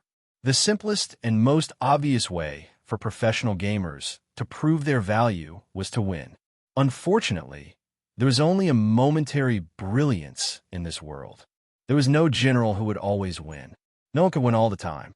The increase in age, the ups and downs of the competitive state, the decline of a certain game, and other factors caused countless players who were once worshipped as gods to gradually fade from people's sight. Those who could retreat at their peak could be counted on one's fingers. The more elite a gaming studio was, the crueler the competition was. What they needed was always young and fresh blood. They needed a group of rookies who maintained an extremely high competitive state and had a competitive and enterprising spirit. The kind of people who could pull down a certain high and mighty god-level player at any time. Simply put, an ambitious genius. For example, Phantom Dawn. This time, Regulation had invested 4 groups of people into Thriller Paradise. Each group had 10 people, and each group had 1 to 2 celebrity players. The rest were basically experienced blue-collared players. Phantom Dawn was the only newbie who was below the age of 20 among the 4 groups. Regulation had high hopes for him, and that was why he was included in the first batch of players to enter Thriller Paradise. The team leader didn't give him any tasks. He just had to play according to his interest. Who would have thought that in a killing game mode, he would accidentally encounter a group of 3 led by Fearless Brave? This kid didn't know what was good for him and killed all of his seniors. It could be said that he deserved to be given a holiday by the team leader for his willful and reckless actions. Of course, Fearless Brave wasn't considered to be the strongest of them all. Among the many celebrity players at Regulation, be it in terms of past gaming results or popularity, he was not in the top 10. Even though his group had successfully taken the title of the first player to reach level 20 in the closed beta, Regulation's real power was far greater than that. Currently, these 4 groups could only be called pioneering teams, the strongest group of players of the studio. They had only registered their accounts and locked onto their IDs, but they hadn't come online again. In other words, Regulation's real experts had not been officially assigned to this project yet. The upper management had already made the decision to wait and see. At least, they would wait until the Dream Company opened up the currency exchange and payment service before they decided whether to send in their best talents. Now that I've said so much, you might be confused. How'd I get there? What about Fong Bujua? What about the scenario at Nuka City? Let me use these 3 paragraphs to get back to the topic. Speaking of studios, this time, Fong Bujua's scenario had members from a studio as well. However, he did not belong to a big sect like Regulation. He was a third-rate studio owner, manager, and player like I mentioned earlier. He was a Toby Sama. Alright, I believe you've guessed it already. Indeed, his studio was called Hyodii. Toby Sama was 23 in real life, and he had just graduated from university last year. His father owned a factory, so his family had quite a bit of savings, so he could build one. After all, the cost of opening a gaming studio was not that high. He only needed to rent a place and buy a few gaming hubs. The investment in manpower was negligible, and the employees were all his friend from his school days. Furthermore, Toby Sama only had 3 employees under him. One of them was hard to choose a name, who was currently in the same scenario as him, and the other 2 had nicknames hard to choose a name and hard to choose a name. Even though Toby Sama had seriously requested for his 3 friends to use nicknames like Baireisai and Shinobi, he was mercilessly rejected. When he threatened them with his salary, he was rejected by Aruba. Their studio knew that they had to work 2 shifts, so they were split into 2 groups. Currently, the other 2 were in between games, so they had gone out for supper. Toby Sama's in-game appearance was a fair-skinned man with a pretty face. He was thin, and he did not look that different from his real appearance. However, the changes to his face were more obvious. Hard to Choose a Name had a medium build, and he was slightly shorter than Toby Sama. His in-game appearance was similar to his name, giving off an unkempt feeling. He not only did not make himself look handsome, he even had a bald head, saying that he wanted to experience the feeling of being bald in the game. Toby Sama's title seemed to be a form of sarcasm from the system. He was called One Blade Master. His weapon of choice was a katana, and it looked like the weapon used by small fries in wuxia dramas. It was of normal quality and had no special effects or stats, but at least it was a proper weapon. Different from Atobi-sama's random title, real hard to come up with a name, was much more recognizable. It had 4 words, outwardly strong, but inwardly weak. His bald head formed a great contrast to his terror points. The man did not even have a proper weapon. His backpack was filled with 2 baseball bats and a rusted iron pipe. It was unclear where he had picked them up from. They were quite lucky. The 2 had landed 1 street away from each other, so they would meet up soon. The 2 looked unreliable, but they had their own strengths. If they knew nothing about gaming, why would they start a studio? Therefore, Atobi-sama made the correct decision. He ignored the quest and found a gun shop to arm himself. Looking at the city, it was clear that the scenario was set on the land of the evil American Empire. Therefore, there was an 80% chance that there would be a gun shop in the city. Even if they did not have any heavy weapons, they had standard pistols, shotguns, rifles, and so on. They had plenty of ammo, so they were all valuable. The 2 moved down the street, and they ran into BW zombies that wandered in groups of 2s and 3s. However, they posed little threat. If they were too lazy to fight them, they would circle around them. If they could not avoid them, they would give them a headshot. Even though these monsters would move faster when they were close to their biting range, as long as they were careful and did not get surrounded by 3 or more monsters at the same time, they would be easy to kill. After walking 2 streets, Atobi-sama entered a phone booth. He picked up the phone, but the line was different. In fact, even if it was connected, he did not know who to call. Was he supposed to call 911? The main reason was to look through the phone book. After searching for 3 to 5 minutes, Atobi-sama successfully found the address of the nearest gun shop. He, and hard to choose a name, I decided to call him by his nickname, picked up their pace to head there. After another 10 minutes of walking, they were close to their destination, but they noticed something strange. There were about 30 BW zombie carcasses lying on the street. Each of the carcasses had their heads smashed open, and the carcasses stretched all the way to the door of the gun shop. In the middle of the street, in front of the shop, in broad daylight, there was a large ice bucket with the Gatorade logo. The bucket was filled with red liquid, and there were many empty plastic blood bags littered the ground beside it. The thick stench of blood was so thick that even a human nose could smell it from afar. 2 speakers were placed next to the blood bucket, and they were playing Matador March loudly. Based on the drag marks on the ground, they appear to have been dragged out from a music shop across the street. An electrical box by the road had been taken apart. It was hard to see what was inside, but in any case, the speaker's power cord extended all the way there. "What's going on?" Ming-Z asked. Atobi-sama had no idea what was going on, but before he could answer, a BW zombie flew out from a corner behind the blood bucket. Then, a man covered in blood walked out from there. He had a sharp knife in one hand and a wrench in the other. On each of his shoulders was a string of garlic. The 2 strings of garlic formed an X before him, and they were both dyed red. Following the rhythm of the Matador, he danced a dance that was similar to the dance of the Axe Gang in Kung Fu Hustle. His lips were chewing on an unknown white object like chewing gum. He walked briskly toward the BW zombie. Then, he chopped madly at the head of the monster that had not gotten up from the ground, shattering its bones and sending blood splattering everywhere. After killing the monster, he seemed to realize something. He suddenly straightened up and turned around. He saw Atobi-sama and Ming-Z standing there dumbfounded. The 2 of them met Feng Bujue's gaze for 2 seconds before shouting at the same time and turning to run. "Run! Run!" Feng Bujue did not waste time and gave chase. He actually wanted to yell, "Why are you running? I'm a player." But since his mouth was full of garlic, he could not raise his voice. On the other hand, when Ming-Z saw the monster chasing after them, his terror points skyrocketed. As he ran, he told Atobi-sama, "It's over, it's over, it's over. If this guy catches up to us, we're dead meat. This is all your fault. Why did you go to the gun shop for no reason?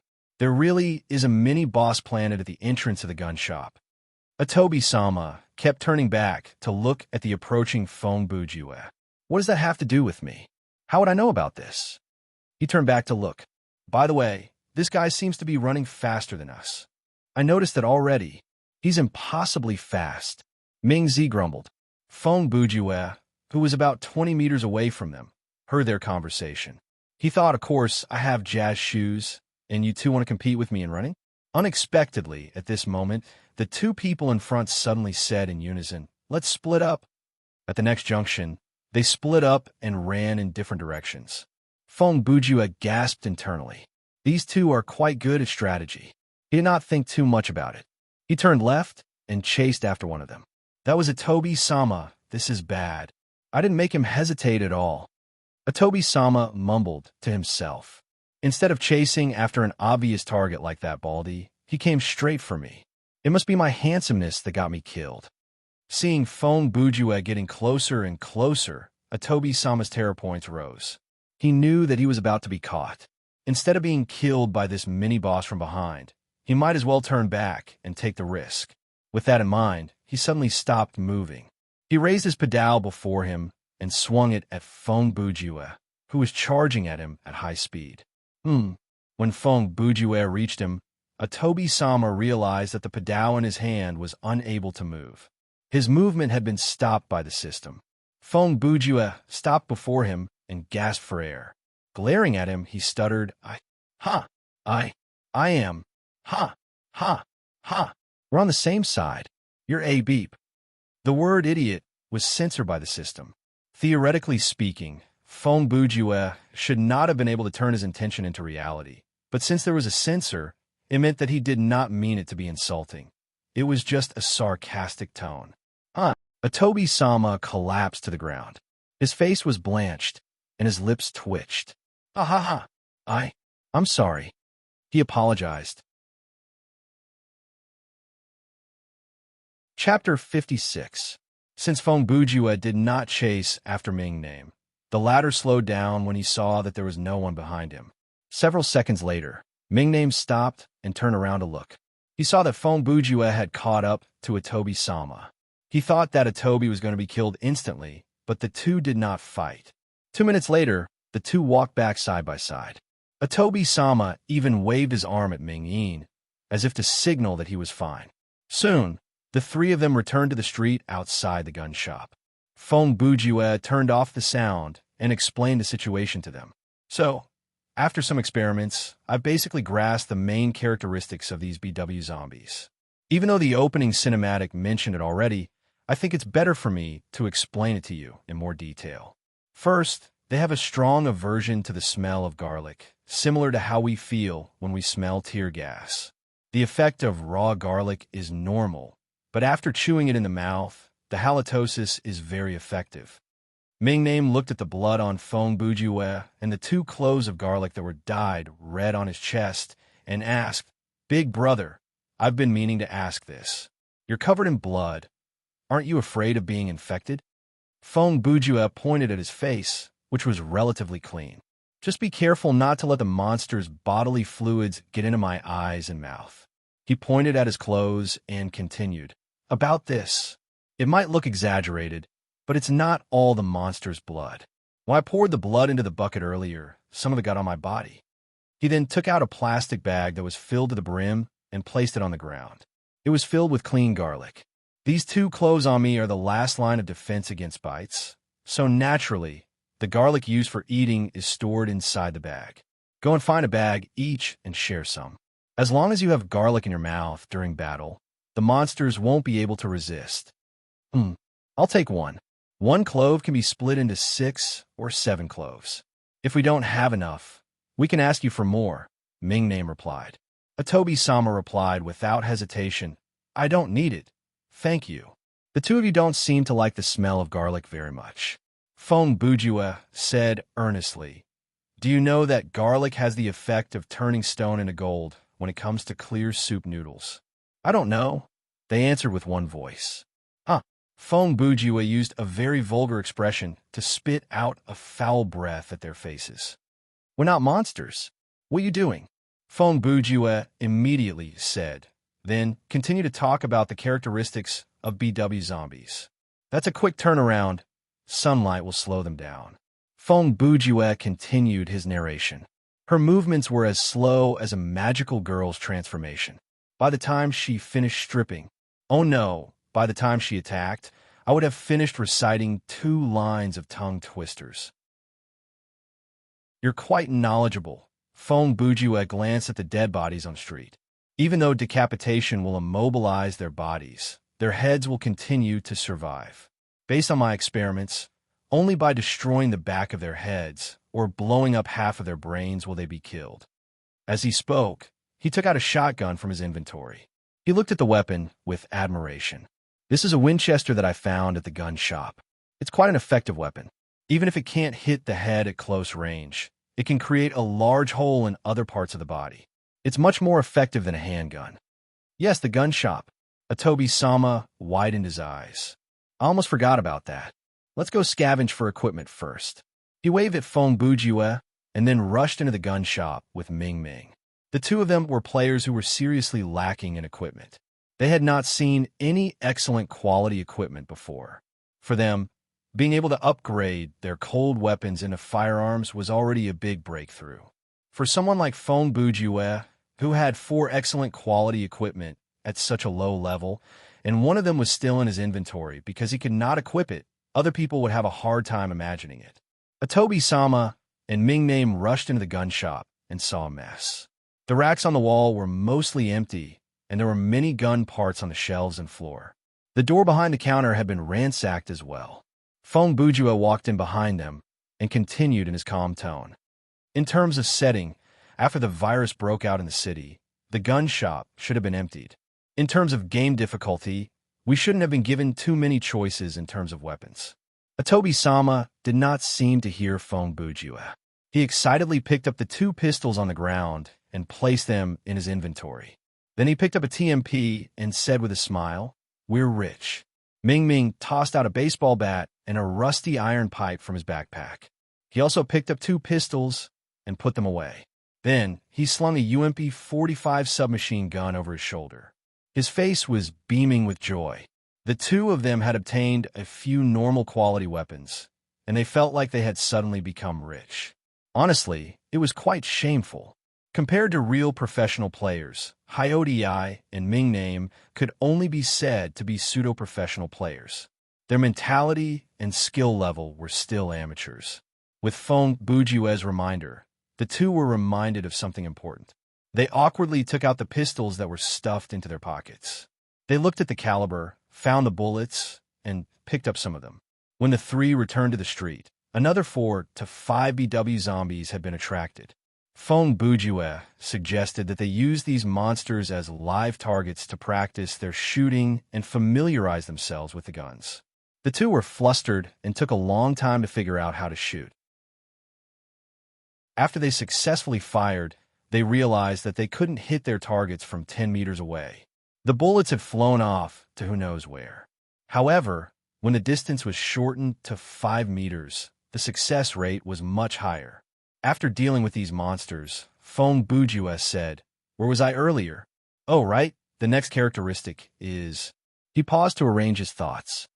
The vampire's thirst for blood is also reflected in these BW zombies. They are attracted by the smell of blood. Of course, it has to be the blood of a normal person who hasn't been infected. In this regard, I believe they use their sense of smell to differentiate between the two. These BW zombies' sense of smell is definitely not as good as a pure werewolf's, but it is definitely better than a normal zombie. If a living person like me appears within 50 meters of them, they don't need to rely on sight to discover me. Normal human blood that is exposed to the air can be sniffed out from a distance of 1 kilometer, and they have a strong sense of attraction. That can't be right. This city is filled with murder scenes, and they can distinguish a bucket of human blood mixed in with the smell? Atobi-sama asked as he looked at the bucket filled with blood. That's normal. One of the signs of a sensitive sense of smell is the separation of smell. For example, dogs like bloodhounds can analyze the composition of smell on a molecular level. Fong Bujue replied. For example, if you smell a pile of feces at most, you will know that it stinks, but if a creature with a sensitive sense of smell sniffs it, they will know what the person who pooped ate yesterday. Now I just want to know why your use of this term wasn't censored, Atobi-sama said. This means that under normal circumstances, the word feces is not viewed as an indecent term by the system. It is just a noun. Fongbujiwa said, based on my prediction, in this game, under certain circumstances, this item will become a topic that has to be brought up. For example, in certain random scenarios, the players might drown in, "I can't hear anything. I can't hear anything." Atobi-sama quickly covered his ears and mumbled repeatedly. Fongbujiwa shrugged and did not finish this disgusting topic. Instead, he changed the topic. "Since I've run into you, things will be easier. The time in this scenario is 2:30 p.m. You can use this area as your base and try your best to farm as many monsters as you can. After all, the gun shop is just next door. Even if there are not many guns left, at least there are enough bullets. I'll go search for the others immediately. I'll bring them here when I find them." He raised his head to look at the sky. "Whether I find them or not, I'll be back before the sun sets." He was reminded of something. "Oh, by the way, sound has a certain effect of attracting monsters. After I leave, you can turn on the sound system again." "Wait a minute," Ming Ming said. "I've been meaning to ask since the beginning. This place." His eyes moved to the ice buckets, empty blood bags, and sound system.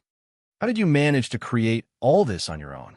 "The general process is, before coming to the gun shop, I went to a hospital 2 streets away. At the time, I wanted to go in to see if there were any items like medicine, but I accidentally discovered that human blood can attract monsters.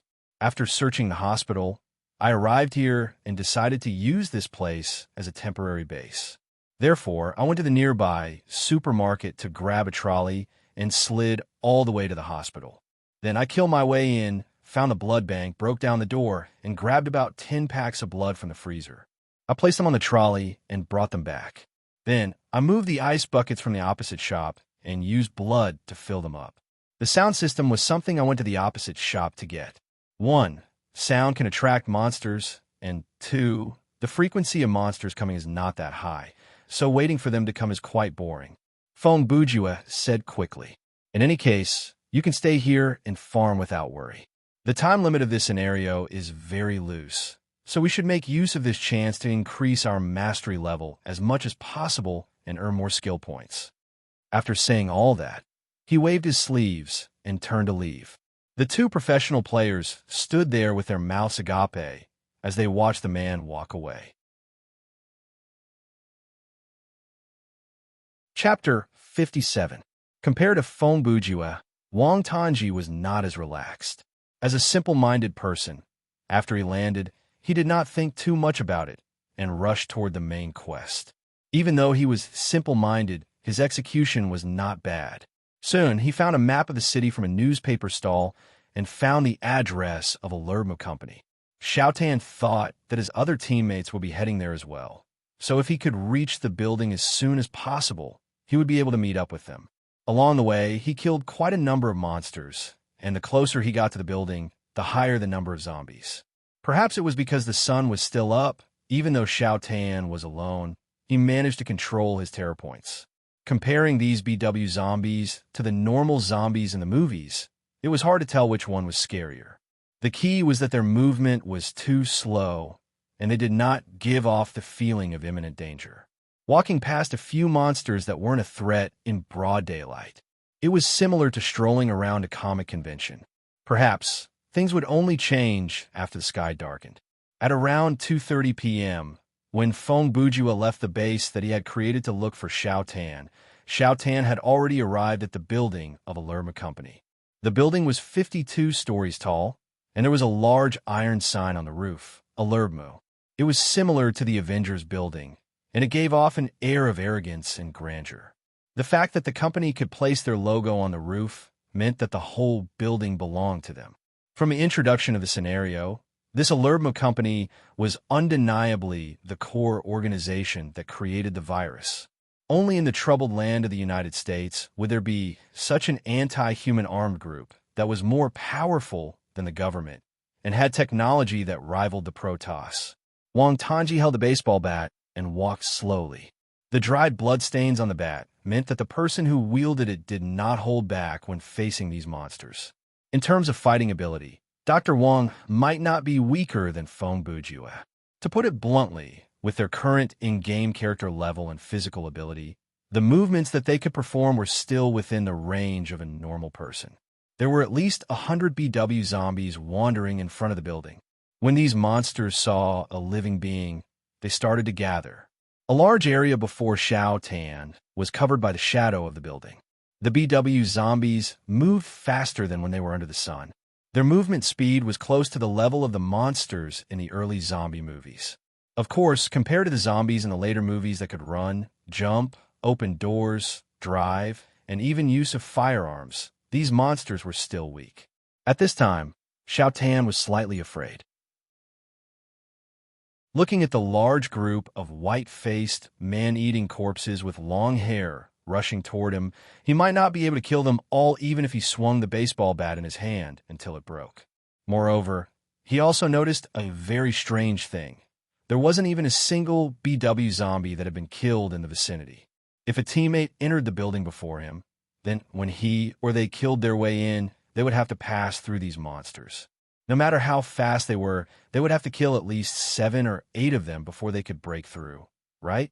But now, there was not a single non-moving corpse in front of the building. Looks like I'm the first to arrive.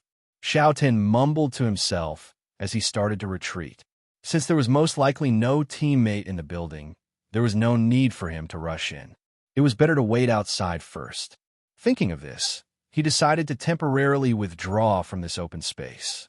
Unexpectedly, as soon as he turned his head, he triggered a flag. A gatekeeper-level boss appeared in front of him. Xiao Tan's back was facing the building, and in the direction he was facing, about 100 meters away from him in the middle of the street, there stood a huge black shadow of about 2.5 meters tall. Xiao Tan did not know when this guy appeared and how, but he was very clear that this was not a monster that could be killed with a baseball bat. This monster's upper body had completely turned into a werewolf, covered with a dark brown mane. There was no exposed skin on its face and hands. Its head was that of a wolf, and its fingertips were sharp claws. He didn't find any vampiric characteristics on its body, but it did have zombie characteristics. There was a large wound on its left chest, through which he could see the inside of its torso. The problem was, looking through the hole, he couldn't see any organs. Behind a few ribs, you could vaguely see a bloody human head. This mini-boss should be called a zombie werewolf because it did not have any vampire characteristics.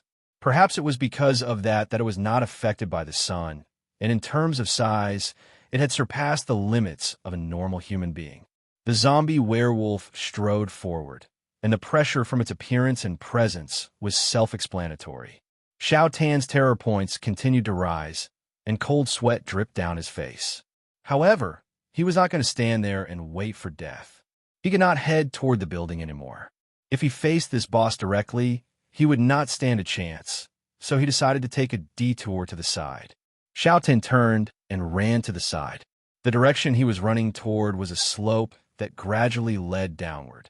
If he continued to run, he would reach the entrance to the underground parking lot.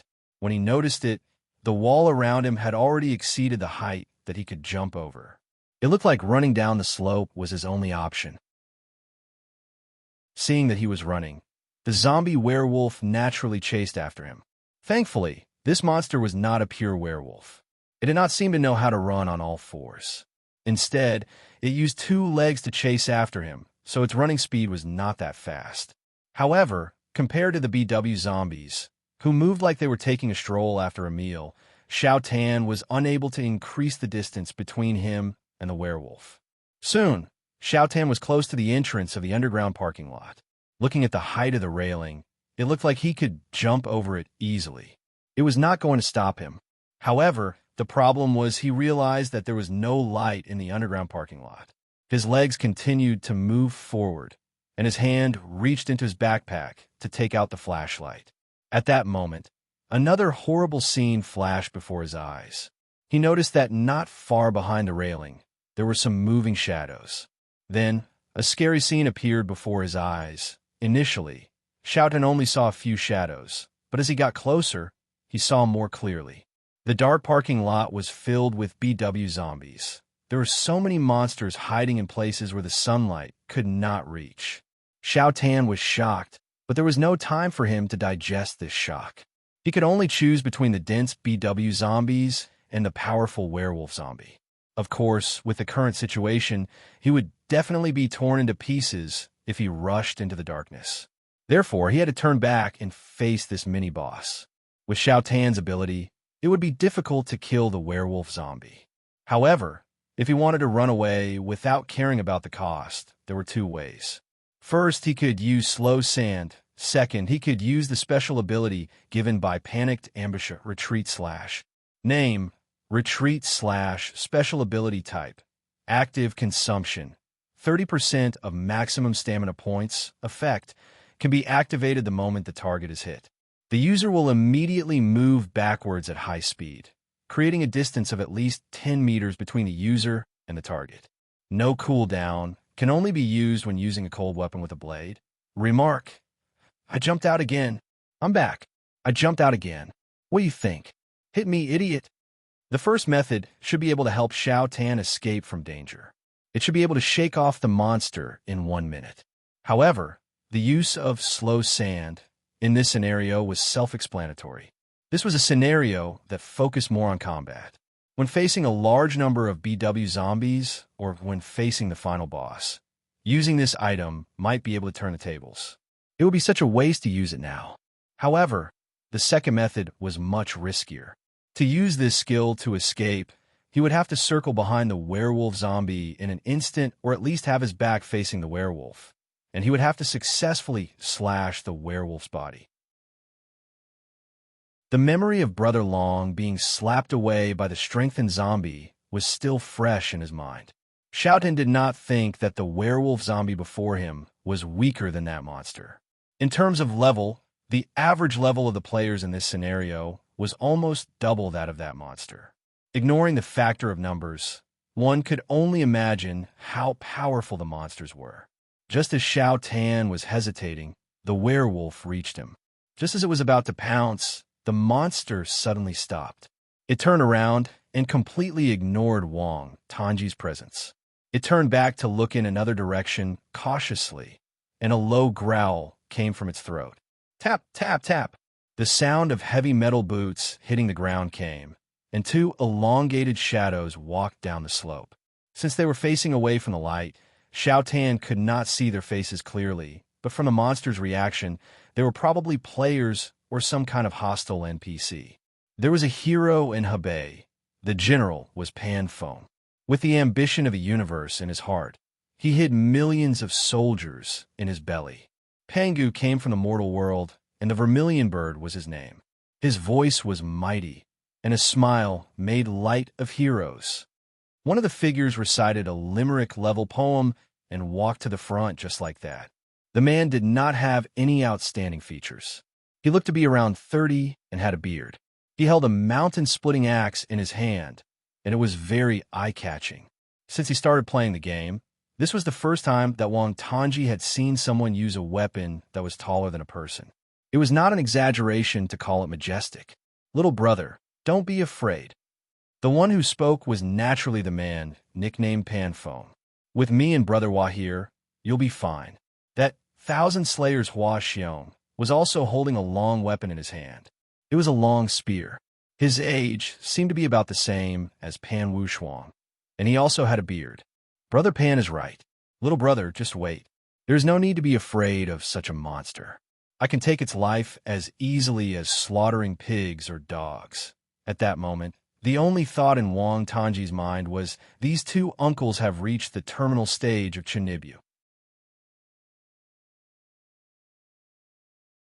Chapter 58. That was what Wang Tanji thought, but the zombie werewolf was different. It did not care whether the players were delusional or not. It only cared about the player's strength. As a gatekeeper boss that did not have high intelligence, the zombie werewolf actually gave up on the prey in front of it. It turned around and stared attentively and vigilantly at the two slowly approaching targets that were still a certain distance away from it. This one to show how powerful the two players were. From the way they addressed each other, Xiao Tan guessed that they were peerless General Pan Feng and thousand-man slayer Washion. Since the beginning of the scenario, the players were separated, and the players' names and titles were no longer displayed above their heads. The team tab only showed their name, level, and whether they were still alive or not. Therefore, Xiao Tan had no idea what their titles were, and he could not use that to gauge their power level. However, since these two had volunteered to save him and dared to say something like that, taking down this boss should not be a problem. Two generals. Xiao Tan said rather awkwardly. There are many BW zombies down here. Why don't we lure this mini-boss up? When he reached the latter part of his sentence, his mouth suddenly fell open and he screamed in shock. Don't worry, he was not bitten. Even though there were 5 or 6 zombies in the parking lot behind them, they had not reached Xiao Tan's side. Actually, there was no need to pay too much attention to those zombies because they were blocked by the horizontal railing. Due to their low intelligence, they did not know how to climb over the railing and were using their ribs to push against the railing. The reason Xiao Tan screamed was because he saw something unbelievable. General Pan leaped high into the air with the axe raised above his head. His body dropped, and the axe fell at an angle. It did not look fast, but the angle and movement of his attack was enough to make it impossible for the large zombie werewolf to evade. The monster howled angrily and raised its claws to block. Unexpectedly, the moment the weapon in Pan Wushuang's hand chopped down on the monster's arm, it suddenly increased its speed. The axe blade flashed with a cold light, as fast as lightning, faster than a meteor, severed the monster's arm in half. Just like that, one of the zombie wolfman's giant arms was chopped off and sent flying. Before it could even let out a howl of pain, Washiong's spear had already arrived. This attack was even faster than the zombie wolfman's, so fast that the zombie wolfman's knee was pierced. His left arm was chopped off by the axe, and his right knee was pierced by the spearhead. The zombie werewolf's body was top-heavy to begin with, and its upper body was obviously bulkier. After receiving these 2 blows, it immediately lost its balance and fell to the right, landing heavily on the ground. In the next second, a cold light flashed in the wolf's eyes. With a bang, the axe chopped into the ground and blood splashed out. Then, the wolf's head slowly rolled down the slope of the road. Xiao Tan was completely dumbfounded. The 2 of them had defeated a mini-boss within 3 moves. How powerful were they? It was hard to imagine that they were only 2 levels higher than him. The groan of the BW zombie behind him brought him back to reality. Xiao Tan turned back to look. There were already more than 10 zombies gathered behind the railing, and deeper into the dark parking lot, there were countless shadows of zombies. Little brother, why don't you follow us back to the surface? Pan Feng asked. Xiao Tan replied instantly. Okay, let's find a place without monsters first. He hurried up, and when he passed the zombie wolfman, he could not help but lower his head to glance at the monster's headless body. After leaving the base, Feng Bujue was heading toward Alerma's building. He knew that was the place where he had the highest chance of finding his teammates. At the moment, he could only hope that Xiao Tan and the other 2 players would not blindly enter the building before he arrived. He was not in a hurry to save Professor Ashford from the main mission. Honestly, it did not matter if the professor died, because the system did not say that the professor's death meant that the scenario had failed. This was team survival mode. Only when all the players were wiped out would the scenario fail. The death of a plot character would at most increase the difficulty of the scenario or change the ending of the story. Feng Bujue had already killed more than 50 BW zombies when he was alone. Actually, if he wanted to, he could have killed more, but he had to conduct various experiments to test the reaction of the monsters, and that took up some of his time. After all that, his marksmanship mastery had risen from F to E, but his fighting mastery was still at E. It looked like using 2 weapons that were not real weapons to decapitate the monsters, while dancing would not raise his fighting mastery to D level. He had to adjust his train of thought. Feng Bujue could not help but be reminded of Passing Rain and Passing Rain. He was reminded of her clean, and elegant movements. He was indeed unable to do that at the moment. Perhaps when he could, his fighting mastery would reach D level. Of course, fighting monsters that were as slow as crabs would not allow him to train to such a level. At the very least, he would have to fight against monsters that were as strong as him, or even stronger. Only then would he have a chance to raise his fighting mastery. Currently, Feng Bujua's top priority was to equip Echo Armor. He knew that it would not be so easy to raise his general mastery to C, but he should be able to give D workmanship mastery a try. After all, it was only a difference of 1 level. Along the way, he was thinking about how to make use of the freedom provided by the scenario to gain more benefits. If he saw any monsters, he would avoid them. Soon, he was approaching the Alermo building. He was only a few blocks away from it. At that moment, Feng Bujua noticed the increase in the number of BW zombies around him, and he saw some of the zombies that had been killed. So, this guy went to do an autopsy on the zombies with great interest. He first squatted next to a corpse, looked at the smashed skull and the liquid on the ground, carefully observed the wound, and also slightly checked the other wounds on the corpse, making it look like a police detective investigating the scene of a murder. Was this done by a baseball bat? He thought. First, 1 hit from the front, and then 2 hits from the side and back. Could it be Xiao Tan? He stood up, picked up the wrench, and used it to knock down a monster that was close to him. He stepped on its chest and punched through its skull.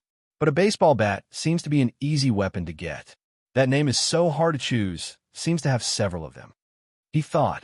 Then again, I cannot rule out the possibility that the other 2 players are using baseball bats as weapons. With this thought in mind, he walked forward. Unexpectedly, before he could take a few steps, he saw 7 or 8 corpses lying close to each other in the distance. All of them had their heads chopped off, and the heads were still moving. Because they had no trachea, they could not make any sound. The heads that were chopped off only opened their mouths, and their jaws kept making chewing motions. This should not be his doing. Chapter 59. Around 3 o'clock, inside the Alermu building, Pan Feng and Hua Xiong were leading Xiao Tan all the way to the top floor. Inside the building, the elevator from the ground floor to the 52nd floor had stopped working. The fire escape on the ground floor had also been blown up, but the elevators to the other floors were still working. They took several elevators from the 1st floor to the 7th floor, then took the stairs from the 7th floor to the 3rd floor, and then took another elevator from the 10th floor. After a few twists and turns, they finally reached the 42nd floor. Along the way, they were attacked by 2 mini-boss level monsters, but in front of Pan Feng and Hua Xiong's combat power, the mini-boss level monsters were unable to fight back. They were chopped to the ground within 2 to 3 minutes. Not to mention those ordinary BW zombies. They were easily dealt with like cutting melons and vegetables.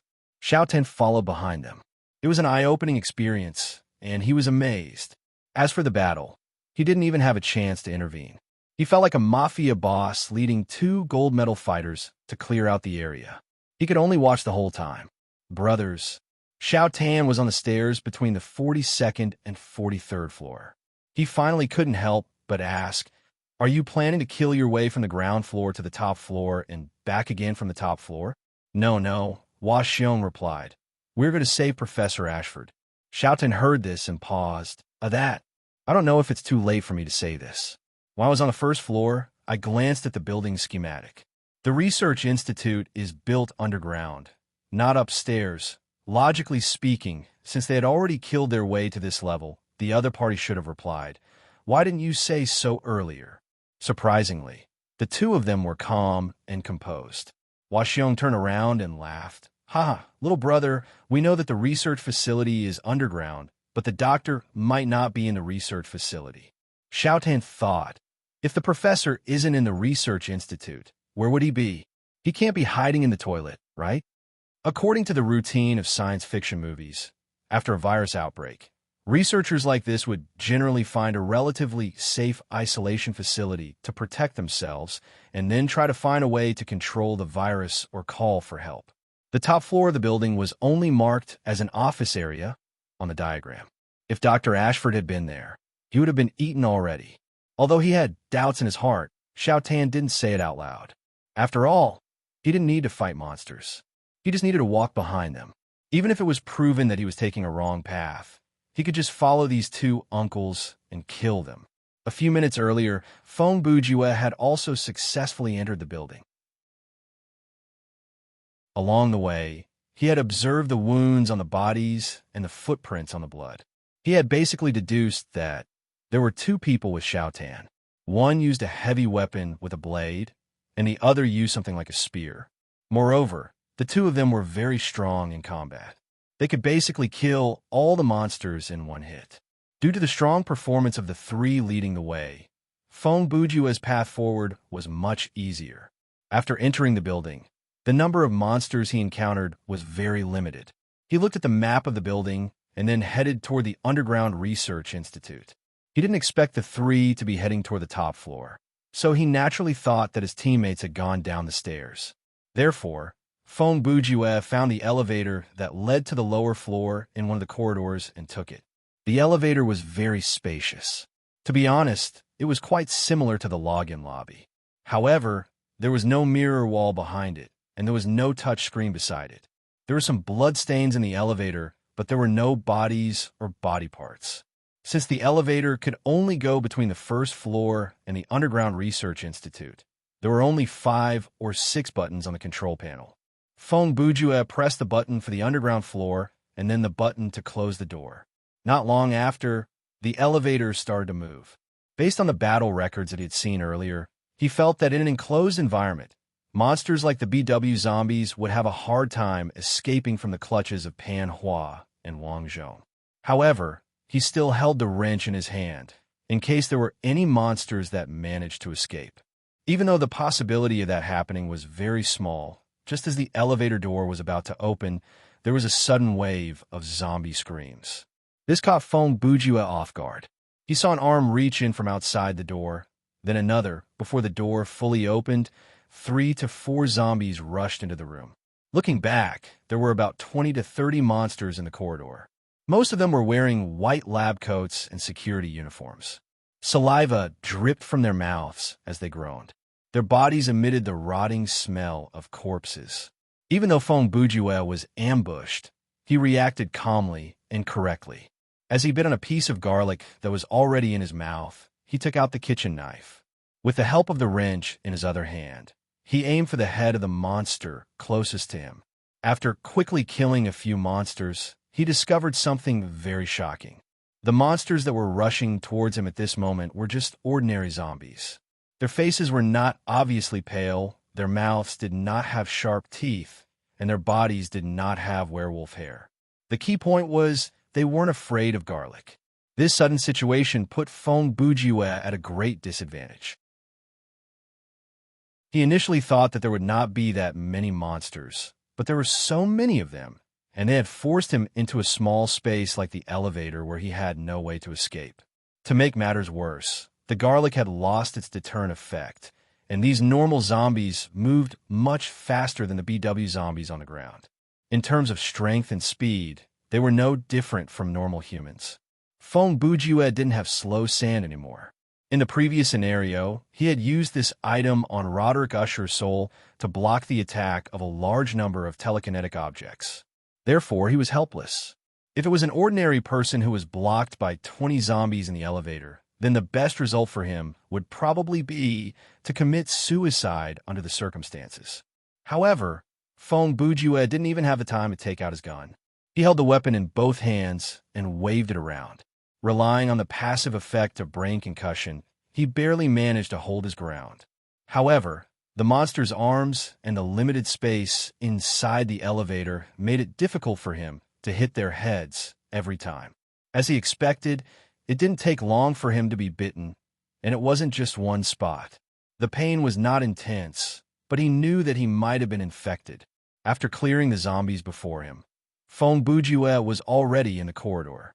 Behind him were more than 20 dead bodies, and the blood flowed like a river. He looked at the wounds on his body. There were 2 on his arms and 2 on his legs. There were 4 wounds in total. Other than the clothes around the sensitive parts, the other parts of the player's clothing could be damaged. As long as the damage was less than 10% of the whole set, the system could delay or not fix it. Therefore, at that moment, Feng Bujue's sleeves and pants around his calves were exposed with wounds that had been bitten by zombies. The status next to his life points showed that he was sick. This proved that he had been infected. Feng Buju aside. He took out the Winchester from his inventory, loaded it, and continued to move forward. He had no idea why there were normal zombies at the lab, but he knew that the mutation after infection would take time. Before he felt the flu or fever, there was still some time left. He wanted to search the lab to see if there were any serum or something like that. At the same time, he wanted to check if Xiao Tan and the other two were there. If they weren't, it meant that the three had mysteriously gone up the building. If they were, there had to be a reason for the scene at the elevator door. At the same time, at the entrance of the gun shop, Atobi-sama and Ming Zi went to move a large sofa and placed it in the middle of the road. The two sat on it and used the BW zombies that were slowly approaching as target practice. Of course, even though they were playing, they still had to be careful. After all, with their shooting skills, it was difficult to hit a zombie's head at such a distance. Therefore, whenever a zombie had its leg broken or was knocked to the ground, the two of them would go over to check whether it was dead or not. If it was still alive, they would shoot it in the head. The guns at the gun shop were all F grade, and the equipment requirement was even lower than the M1911A1 that Feng Bujue had picked up when he was level 5. Obviously, in a scenario above level 10, the restrictions on the use of guns were relaxed. Those who had not unlocked the marksmanship mastery had more chances to unlock it. Hey, look, what's that? Ming suddenly saw a strange figure in the distance. Atobi-sama was on guard in another direction. Hearing that, he turned back to look. Could that be a player? The human shadow did not move like a zombie, and that was why it had attracted Ming Zi's attention. As she got closer, the two of them got a closer look. It was a young woman. She had a lithe body and long hair that reached her shoulders. She had a pretty face, fair skin, a pair of eyes, a small nose, and a small mouth. She was wearing a black tuxedo, and the clothes were tight around her body, showing off her slender body. It was a great contrast to her full chest. In any case, she is definitely not wearing the default attire, Ming Zi said. You have a point. Furthermore, based on her looks, she wouldn't be named Peerless General Panfeng or 1,000-Men Slayer Washion, Atobi-sama said. That Feng Bujue told us that Wang Tanji is his friend and a male player, so there shouldn't be any female players in this scenario. She doesn't look like a monster to me. Is she an NPC? Ming Zi asked. Then, let's try to communicate. Atobi-sama raised the TMP in his hand and aimed at the beauty. Stop. Who are you? She did not answer but smiled. Several seconds later, the smile turned into a wicked grin, and the fangs in her mouth were exposed. Chapter 60. Team member, Atobi-sama dead. Team member, names are so hard to come by, dead. The system announcement rang in his ears. Wang Tanji quickly opened the game menu to take a look. There was indeed the word dead next to the two players' names. After giving it some thought, Xiao Tan asked, Brothers, they wouldn't have died inside this building's underground lab, right? Oh, why do you say that? Pan Feng asked without turning his head as he continued to move forward. From his tone, he didn't seem to care much about the lives of the two people. It felt like, whether the two people were dead or alive, it didn't have much of an impact on him clearing the stage. Of course, with the cooperation of Washiong and him, he had the confidence to back it up. Think about it. One of them is level 14, and the other is level 12. At the very least, they're stronger than me. Even I am not afraid of the BW zombies on the street, so they won't die at the hands of those monsters. But if they also came to this Alermu building and went to the underground research center after seeing the schematic of the ground floor, he paused before continuing. We haven't cleared that place yet, so it might be dangerous. There might even be a boss there. If they run into a zombie werewolf. You have a point, Washiong said. However, from his tone, it sounded like he had already thought about that, and the point was just to brush off Xiao Tan. But since they are dead, there is nothing we can do even if we turn back now. Furthermore, we are already very close to the top floor, so we might as well clear all the way to the top, and then... How about this? Xiao Tan interrupted him. Brothers, you can continue to head to the top floor, and I will return to the ground floor alone. Then he took out the baseball bat from his inventory. Since he did not have the chance to join the battle, Xiao Tan had even put his weapon away. The remaining player is my friend. He might not have reached the building yet, but I believe he will. I will go to the ground floor to wait for him, and then I can tell him not to go down and meet up with you guys first. Pan Xiong and Hua Xiong stopped in their tracks and turned to look at him. After exchanging glances, Hua Xiong shrugged and replied, "All right then. Be careful, little brother. We'll go first." Xiao Tan responded, then turned around and went back the way he came. After turning into a corridor, he rushed into the fire stairs. At the moment, he had no idea that Feng Bujue was already inside the underground lab, and he had no idea that he had misjudged the location of Atobi-sama and Ming Yin's death. He was merely moving based on his own speculation. After he walked away, Pan Feng suddenly said in a very serious tone, "The two players were at the same coordinates for a long time before they died. That place is quite far from this building." Hua Xiong replied, "Yeah, I've been keeping an eye out for that area. There won't be any mini-bosses in that area. Before nightfall, there will only be a few BW zombies roaming the city. Furthermore, the interval between their deaths was only several seconds. Unless they jumped off the building at the same time, otherwise. So, this is the work of the anomaly," Pan Feng said darkly. "They've already made their move on the players so soon. We should move faster to prevent the other two from coming into contact with the anomaly. It's a good thing that the little brother has left. We can move freely now. After all, the way back is relatively safe, and the monsters have been cleared, so he should be fine for now," Hua Xiong said. "That player by the name of Feng Bujue is in a bad situation. Even though he still has 73% life points, the problem is that he's already infected. When he reaches the mutation stage, the player will be judged as dead, so we'd better finish this before that happens." He took a deep breath. There are only 4 players in total. The 2 who died can be forgiven, but if all 3 die before we clear the scenario, then our work will be a failure. Pan Feng nodded. You're right. We need to kill Ashford as soon as possible. Once we enter that storyline, we'll clear the scenario soon. No matter what, we need to send the players out of the scenario first so that we can focus on dealing with the anomaly. Feng Bujue held the Winchester as he walked down the corridor of the lab. The lighting was working normally, and there were not that many zombies. Other than the one that he encountered outside the elevator, the rest of the encounters were similar to the ones on the surface. He would run into at most 1 or 2 zombies in 3 to 5 corridors. Feng Bujue's shotgun was very useful in this small corridor. He only needed to wait for the monsters to get closer before he fired. Even if he was not that good at shooting, he would be able to end the battle easily. After all, as long as he hit the limbs, they would fall to the ground. If he hit the torso, they would either fly away or be torn into pieces. He searched a relatively large area, and most of the electronic doors could be opened. Many of the rooms only had a few rows of iron shelves, and the shelves were filled with cardboard boxes. They were filled with paper documents and files. Feng Bujue naturally read some of the documents, but the content was meaningless. Most of them were the same experiment reports, and the key content of the documents had been blurred out by the black lines. Some of the rooms were equipped with large computers. The walls and tables were filled with monitors and strange joysticks and buttons. Without exception, these devices were all broken. They could not even be turned on. This kind of room was not that troublesome. He could leave after he opened the door to take a look. After a few twists and turns, Feng Bujue finally found an electronic door with a higher security level. This door required double scanning of the retina and fingerprint to open.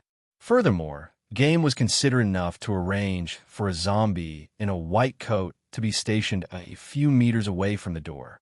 Feng Bujue shot the zombie in the waist. The monster was thrown to the ground, and its intestines spilled out. Feng Bujue took out the baseball bat from his backpack and went over to break the bones on the zombie's arms and knees. After he was done, he switched to the kitchen knife. He pressed the zombie's face and cut off its head and one of its hands. He also searched the zombie's clothes to make sure there was nothing in his pockets before he was done. After the scan, the electronic door opened. Feng Bujue tossed the zombie's head and hand far away and stepped through the door. This was obviously a room related to the plot. On the wall facing the door, there was a huge metal gate. It looked exactly the same as the gate in a bank vault. On the left side of the wall was a row of glass tubes.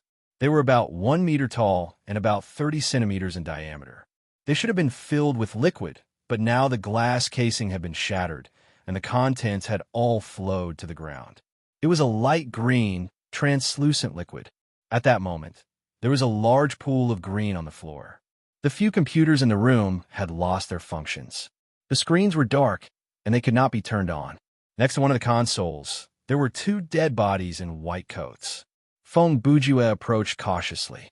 He observed to make sure that these 2 were normal dead bodies and not zombies that had been hibernating for a long time. Both of them were male. One of them looked like he was in his 50s.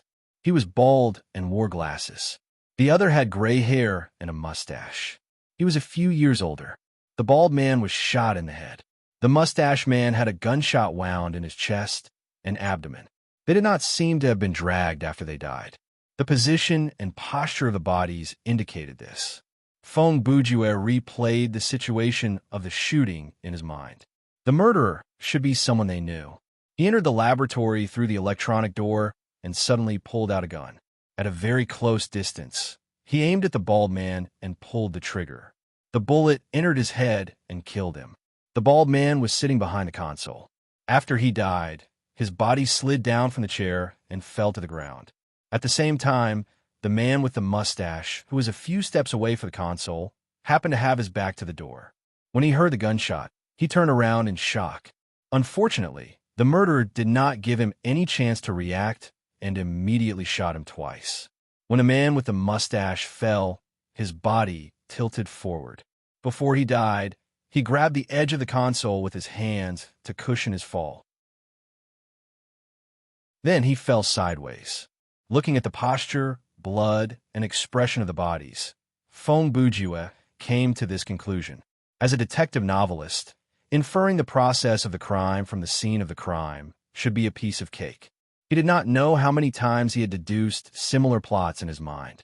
Sometimes in order to write some exquisitely arranged murders, he would do related experiments.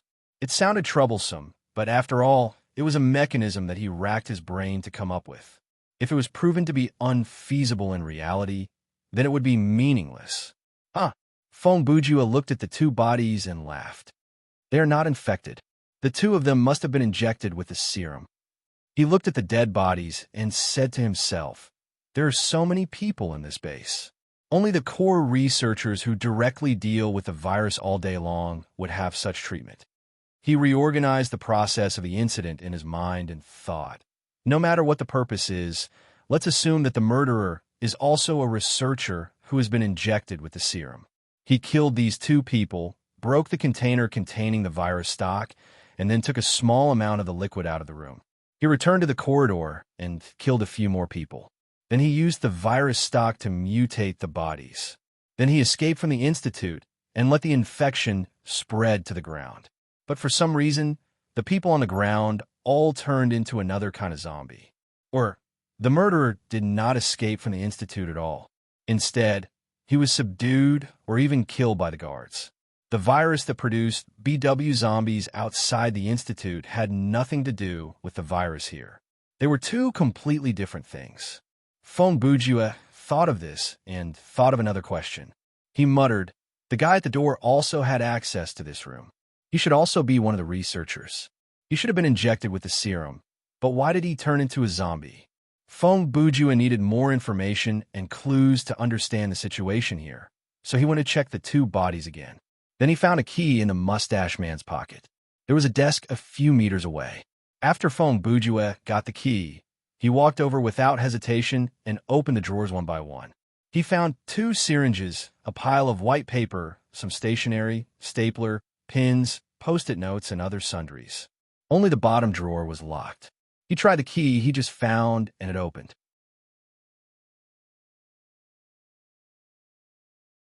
Chapter 61.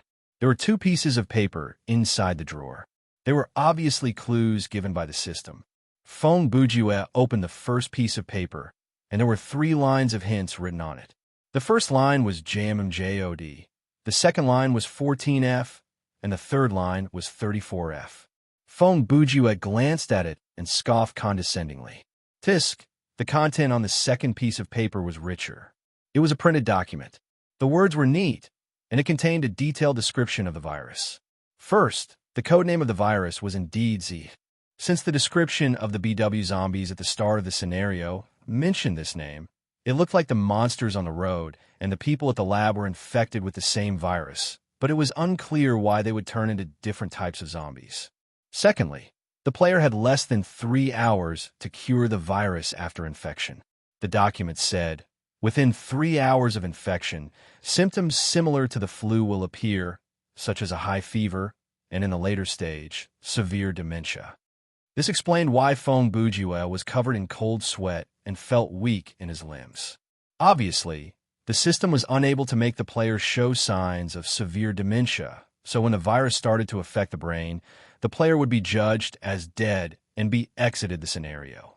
What followed was a detailed description of the mutation of the infected, such as sporadic cell necrosis, increased oxygen storage capacity of the red blood cells, slowing blood flow, increasing muscle endurance and strength, weakening cognitive ability, and attempting to consume human flesh. Of course, there was one last thing. To completely suppress the infected, one would need to inflict severe trauma on the brain. After reading this, Feng Bujue could not help but say, "Isn't this SCP-008? But there's an antivirus serum in this scenario."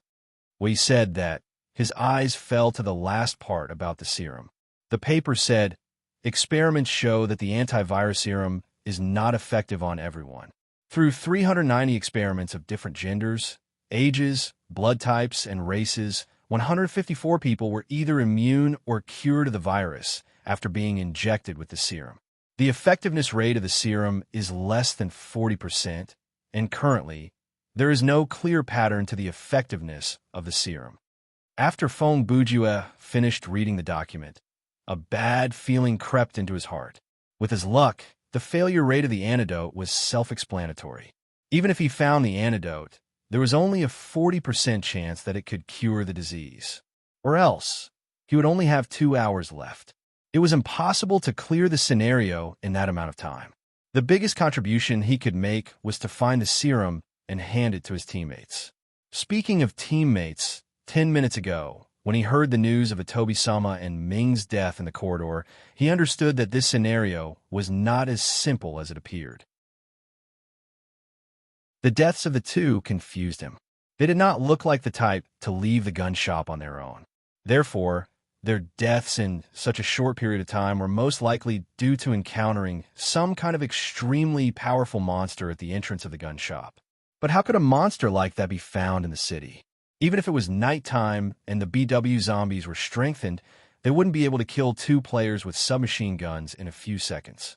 Other than that, Pan Feng and Hua Xiong, who were with Wang Tanji, gave Feng Bujue a strange feeling.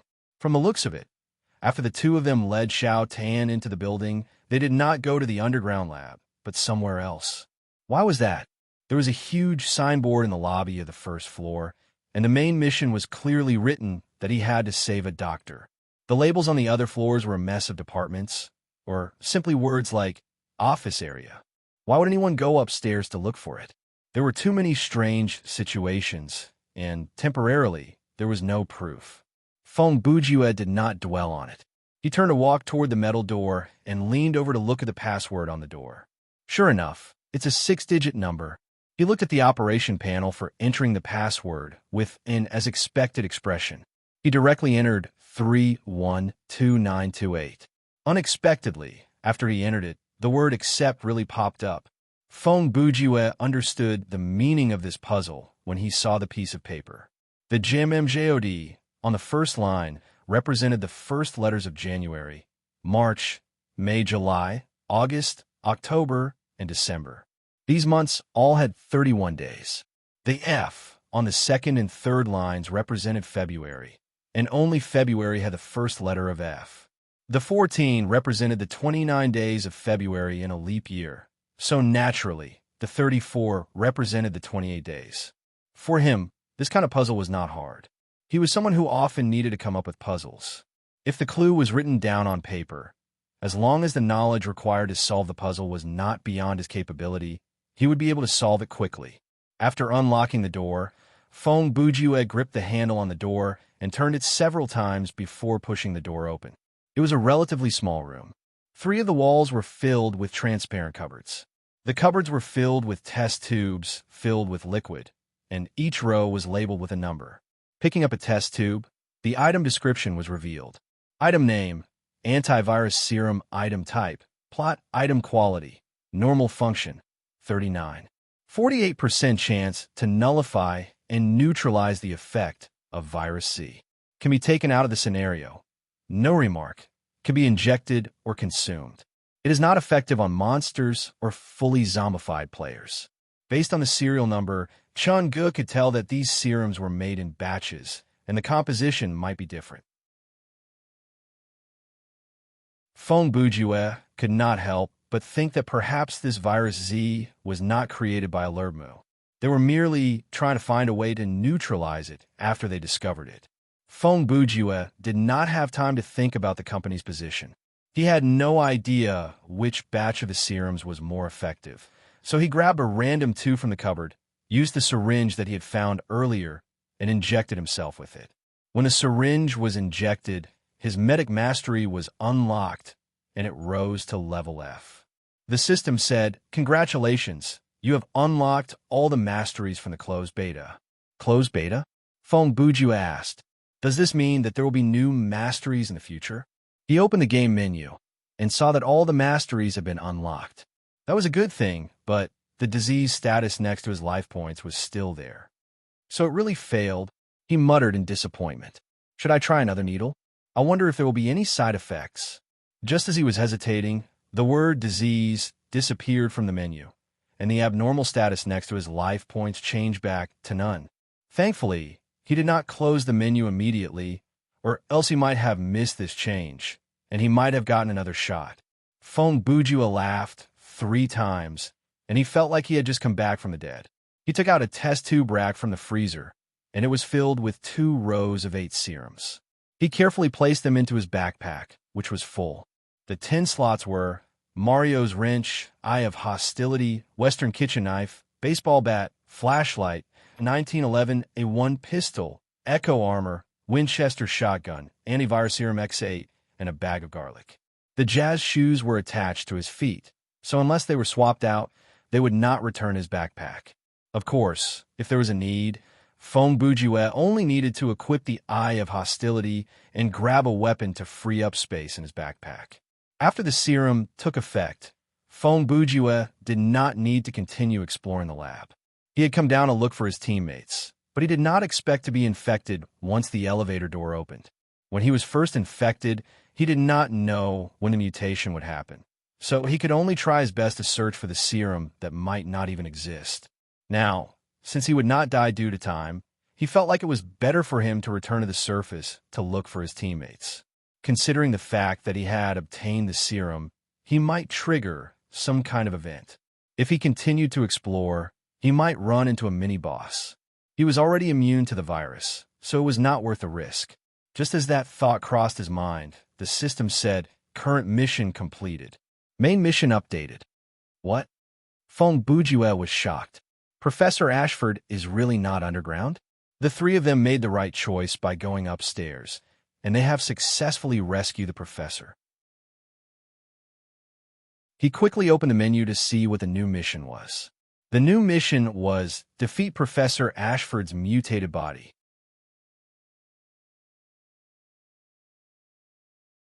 Chapter 62. What kind of development is this? Fong Bujue grumbled. The professor that the mission is supposed to save is actually the villain. Several seconds later, there was a subtle change in his expression. Could Ashford be the culprit behind the poisoning? Could the truth of the plot be that after he escaped from the lab, he went to the roof of the skyscraper and used some kind of device to spread the mutated virus throughout the city? So, the virus instantly spread through the city and caused me to fail to find a single survivor? He cannot help but curse. This B** star has to be Professor Lizard. He was the only one there at the moment, and there was no surveillance equipment working near him, so the system did not stop or silence these vulgarities. Wait a minute. Feng Bujue suddenly realized something. Those two were Pan Feng and Hua Xiong. They went straight for the main mission once they entered the building. It's like they knew they could clear the scenario without coming to this underground lab. He pondered. Logically speaking, the plot should go like this. After the players enter the building, they will first go to the research center, find the serum, defeat a mini-boss, and then find some clues that Professor Ashford is the villain. Then, they will follow the clues and fight their way up the building. But what are these two guys up to? Are they going to expose the identity of the boss and use brute force to force it back into its original form? Xiao Tan is still alive, so I can confirm that he is working with these two. But he does not like to order people around, and he has no reason to order them to go upstairs. Furthermore, they are powerful players, so they will not listen to his orders. So, these two are moving forward based on their own will, and they are completely correct. The more Feng Bujue thought about it, the more he felt that something was wrong with this scenario. He focused and calmed himself down. He took out the Winchester, loaded it, and rushed out the door. Even though the exploration was rushed, Feng Bujue remembered the route that he had taken. Furthermore, he had the dead bodies of the zombies as landmarks, so it did not take long for him to get back to the elevator. Relying on the running bonus of Jazz Dance, he was able to reach his destination at a speed that other players could only reach without consuming any stamina. 10 minutes later, Feng Bujue returned to the elevator that led to the ground floor. He had left the place in a hurry and had not cleaned up the pile of corpses in front of the elevator door, so the elevator door was still stuck. He spent more than 3 minutes dragging 7 or 8 corpses that were blocking the elevator into the corridor. Then, he took the elevator and returned to the first floor of the building. Coincidentally, he ran into Wang Tanji in the lobby. "Hey, Xiao Tan," Feng Bujue called out to him. Xiao Tan turned around. "Brother Ju, why are you behind me?" "Cut the crap." Feng Bujue interrupted him. As he walked forward, he took out a vial of anti-venom from his backpack and handed it to him. "Drink it." "What's this?" Xiao Tan asked as he took the anti-venom and looked at the item's attributes. "How did you get this?" "I just went to the Underground Research Institute," Feng Bujue replied. "Huh." Then the other two. Before Xiao Tan could finish, Feng Bujue knew what he was going to ask. He directly replied, "They died somewhere else." The two only exchanged a few words before they rushed to the top floor of the building. Along the way, they told each other about their experiences and what they knew about the situation. Xiao Tan's description supported Feng Bujue's deduction. It made him suspect that there was something wrong with unparalleled General Pan Feng and Thousand Slayer Hua Xiong. To Feng Bujue, the strength of these two was still within the acceptable range. The problem was their actions. Without collecting any clues, they went straight to the top floor to find Ashford. This was either due to amazing luck, or they had obtained information that normal players could not obtain in advance. Feng Bujue followed Xiao Tan all the way to the 51st floor. Before reaching the 47th floor, they took the same route that Xiao Tan and Pan Hua had taken. After that, Xiao Tan did not take the next 4 floors. However, based on the corpses of the monsters on the way, they could still follow the footsteps of the people before them. When they were close to the top floor, Feng Bujue asked, "When you first followed them up, did you go back or come to a dead end?" Xiao Tan tried to recall. "No, I didn't." He then said, "But the route that we're taking now is already a lot of twists and turns. We've changed a few elevators, and there are a few floors that we have to cross. We've changed staircases from different places." He paused. That's not right. How would they know which floor to change staircases at? They even know the route. Feng Bujue muttered. As they spoke, they arrived at the 52nd floor. Walking down the stairs, there was a corridor in front of them. Every 10 meters in the corridor, there was a large flower pot. Directly across from them was a glass wall. Through the Audiobook logo on the glass, they could see that there was a large office space inside. This space connected the entire floor. There were many cubicles in the office space. The furnishings were very normal. There were desks and chairs, computers, water dispensers, shelves for miscellaneous items. At the end of the space were a few independent offices. From the looks of it, this floor was exactly as the map said. Office space. That was it. They walked down the corridor for a while and stepped into the spacious office space through an automatic door. On this floor, they did not see any signs of blood or zombie activity. This was not a good sign. It was a sign of boss-level monster activity. Feng Bujue scanned the environment, but before he could do any investigation, he felt a tremor under his feet. There was a loud boom beside his ears, and the ceiling about 10 meters in front of him cracked open. A humanoid monster with a twisted appearance broke through the roof. The broken pieces of cement fell to the ground, and a thick cloud of dust rose from where the ceiling collapsed. Then, 2 more figures jumped down from the hole. Needless to say, they were Pan Feng and Hua Xiong. In the rolling dust, the 3 figures were locked in a battle. The shadows of axes and spears crossed each other. Occasionally, there was the sound of flesh being cut open, and the ground was slowly covered in a layer of blood. This went on for about a minute. When the dust settled, the monster realized that it was not going to be able to hold on any longer. It turned around and ran toward the glass wall. Pan Feng and Hua Xiong knew that it was trying to escape. Naturally, they did not want to let it escape, or else their plan to end the scenario there would be ruined. Hua Xiong leaned to the monster's side. With a spin and a push, the spearhead was aimed at the monster's head. The body of the spear morphed into a blur as it shot forward. Pan Feng's weapon was heavier, so his speed was slower. He had no choice but to take a step forward to get close to his target. The mountain-splitting axe was aimed at the monster's back. The two were relentless in their pursuit, forcing Ashford's mutant into a corner.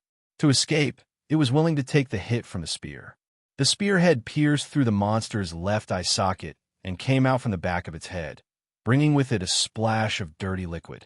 However, this kind of injury was not enough to kill the mutant.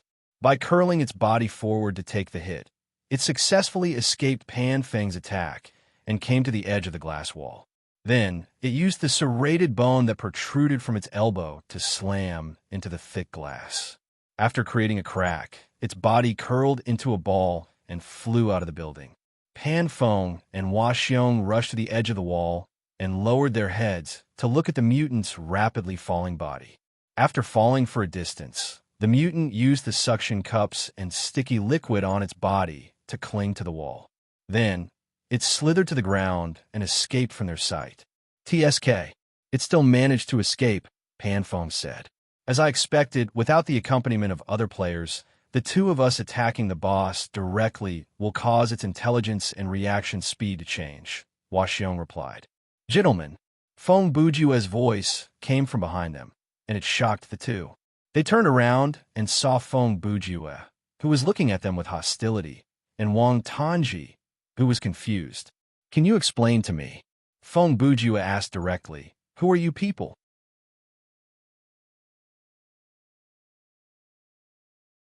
Chapter 63. This is bad, Pan Feng whispered. Did he hear us? Hua Xiong whispered back. I'm just several meters away from you. What's the point of whispering? Feng Bujue asked.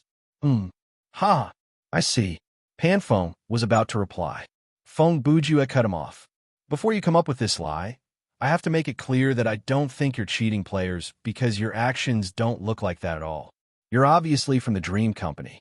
Whether you're GMs or not, I don't know, but I don't think it's appropriate for your job to be exposed. His eyes scanned Pan Feng and Hua Xiong quickly, hinting that what he was about to say was important. Tell us the truth, and we can cooperate with your work and keep everything a secret after the scenario is over. Otherwise, I'm very likely to imagine what happened today, add some extra details, divide it into a dozen or so chapters, and publish it on the major forums in the form of a novel. Wait a minute, Hua Xiong replied. Let's discuss this. Go ahead, Feng Bujue said and turned to walk away from them. The two left the broken glass and came to the corner of the office. They whispered among themselves, and about 5 minutes later, they returned. Pan Feng told Feng Bujue and Xiao Tan, Okay, what do you want to know? What is your identity? What are you doing? And what is the plot of this scenario? Feng Bujue asked quickly. He had already thought about that. You're right. We're game managers, Hua Xiong said. We're in this scenario to deal with a kind of data trash called the anomaly. He paused. With regard to the plot of this scenario, you've seen it for yourself. The thing that we were chasing earlier was Professor Ashford's mutated form. The general plot is like this. This Ashford has anti-human sentiments. He stole virus Z from the lab, and then added the virus into a special liquid that he had prepared beforehand. He used a device on the rooftop of this building to launch the virus and infected the whole city. So, only the zombies inside the lab are normal zombies, and the ones outside are those BW zombies? Feng Bujue asked. Actually, BW zombies are the product of the mutated virus, so in terms of setting, they're stronger than normal zombies. Even though they look useless now, at night, without garlic, players at your level will have a hard time fighting these monsters, Hua Xiong said. Then, what about the few zombie werewolves that we ran in earlier? Xiao Tan asked. Based on the plot of the scenario, the system have to arrange several mini-bosses inside and outside this building. Panfeng replied. The relevant setting of the zombie werewolf states that the infected mutant virus has a 3/100,000 chance of becoming a more powerful and stable mutant. There's so many things that you can check, Feng Bujue said. Information on monsters, how many ways to clear the scenario, when the flag will be triggered, and the map of the scenario. Not only that, the player's coordinates, status, skills and skill bar, title, and so on, we can check them all in a menu, Panfeng said. If I remember correctly, you were infected earlier and managed to find the antidote at the lab on your own. You're quite something, aren't you? You flatter me, Feng Bujue said, but I believe there is one thing that you won't be able to find. He paused. The anomaly that you mentioned, right? Hua Xiong sighed. If we can find that, we won't have to waste so much effort to clear the scenario. After completing the condition to clear the scenario, normal players like us will be teleported out, but you should be able to ignore the teleportation time, Feng Bujue said. So, when we leave the scenario to collect the reward, your work will have just begun. Without the interference of the players, you will be free to search for the anomaly in the closed scenario and deal with it. Oh, that's impressive. You managed to come up with such a conclusion with just a few sentences, Hua Xiong said. I'm no longer interested in your situation and this scenario. Feng Bujue reached out to touch the back of his neck. He raised his head to relax his neck. Please tell me more about the anomaly. Even if you know, it's pointless because you won't be able to help, Panfeng said. If this was me, I would wish for the GM to bring me to find the escaped Ashford mutant and kill it so that I can clear the scenario easily for the reward. Please explain to me in detail the history of the anomalies. Feng Bujue said with a smile. Or else I might not be able to resist the urge to write 2 sharp and provocative emails to a Tobi-sama, and a name is hard to choose, telling them that, due to some technical error by the game company, you were killed by a powerful monster that shouldn't exist in this scenario. I mean, how did you know they were killed by the anomaly? Panfeng asked. Simply connecting the answer to the question, Feng Bujue said. Panfeng and Hua Xiong had no idea what that answer was. Cough, cough, okay, Hua Xiong said. There's no harm in telling you, Hua Xiong said. Actually, the existence of the anomaly will be discovered by the players sooner or later.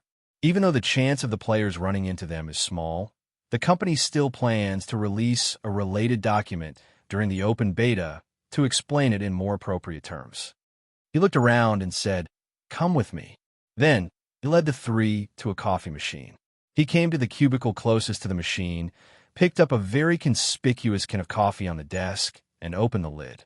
He pointed at the coffee powder that was about 3/4 full and said, "Let's assume that this coffee powder is all data." He raised his right index finger. One of the powders is the uncontrollable data that the system needs to remove. He paused before adding, and this one powder is moving and changing its position inside this can of coffee powder. He looked at Feng Bujue and Wang Tanji. How are you going to pick it out? Impossible, Feng Bujue replied immediately. Yes, impossible, Hua Xiong added. He reached into the can and grabbed a handful of coffee powder. What the system can do is to grab that set of data and all the data in a certain area around it at a fleeting moment and hold it in your hand. He raised his fist slightly, and the coffee powder slipped through the gaps between his fingers. But in this large handful of coffee powder that I have, there is only one powder that needs to be destroyed. The rest of the powders are useful, and I cannot throw away the whole handful just to get rid of one powder. Furthermore, I cannot hold this handful of powders for too long, because the one that I want to destroy might slip through my fingers at any moment. So, the system will use this data to generate the scenario. Feng Bujue said, to turn the anomaly from code into an actual monster, and you can kill or defeat it so that it will lose its ability to resist and escape. Then, the system can remove it when it clears the scenario. That's it, Hua Xiong said. He grabbed a cup and a can of sugar cubes. This cup will be the casing of the scenario. You players are like these sugar cubes. He pointed at the cup. When you queued up and heard the system announcement, the number of team members has been randomized. 6. He tossed the coffee powder into the cup. The data has been thrown into the casing, but at this stage there are still the basic elements like air, water, earth, and so on. He picked up the 6 sugar cubes. Then, the 6 players, including you, came to the entrance of this scenario and heard the announcement. Your team has entered the queue, currently searching for other players or teams that are ready. At that moment, he tossed away 2 sugar cubes and said, 2 of them were replaced by me and Brother Pan. The 2 of them were immediately assigned to other waiting scenarios, and they themselves would not have noticed this change. We GMs normally work in pairs. Once an anomaly's code is selected to be in a scenario that is about to start, we will insert ourselves into that queue, Panfeng said. The players that we replaced were usually in a 2-person team or 2 players who queued up alone. They would not team up with the players who successfully queued into the scenario. What if we run into a 5-man or 6-man team? Xiao Tan asked. If it's a 5-man team, we can only replace the player who queued up alone and send one person into the scenario. For a 6-man team, there's nothing we can do. They have to face the anomaly on their own. However, since the start of the server, no 6-man team has run into an anomaly, Panfeng said. By the way, the amount of data captured by the system can only be used to create a 6-man team survival mode scenario, so you don't need to worry about running into an anomaly in a 2 to 5-man scenario or other modes. Doesn't that mean a 6-man team survival mode scenario is super dangerous? Xiao Tan gasped. How can there be so many anomalies? Panfeng said with a smile. The chance of that kind of uncontrollable data appearing is close to 1 in 100 million. During the company's internal testing, both the sleeping and non-sleeping mode servers ran continuously for 30 days, and only 10 anomaly codes appeared. In any case, when you hear the sentence generating a scenario, Hua Xiong tossed the sugar cubes into the cup and walked to the coffee machine to add hot water. The coffee powder that he had added earlier dissolved into liquid.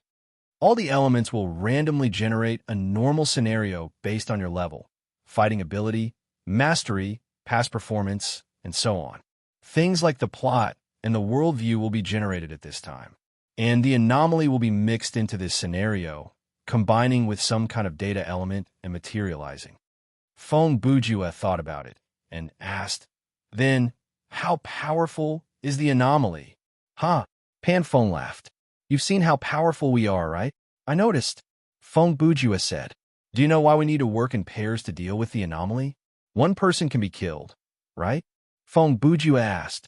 Good that you know, Panfeng said. We might be level 13 now, but we're using GM accounts, so our actual fighting ability is about 10 levels higher than our level.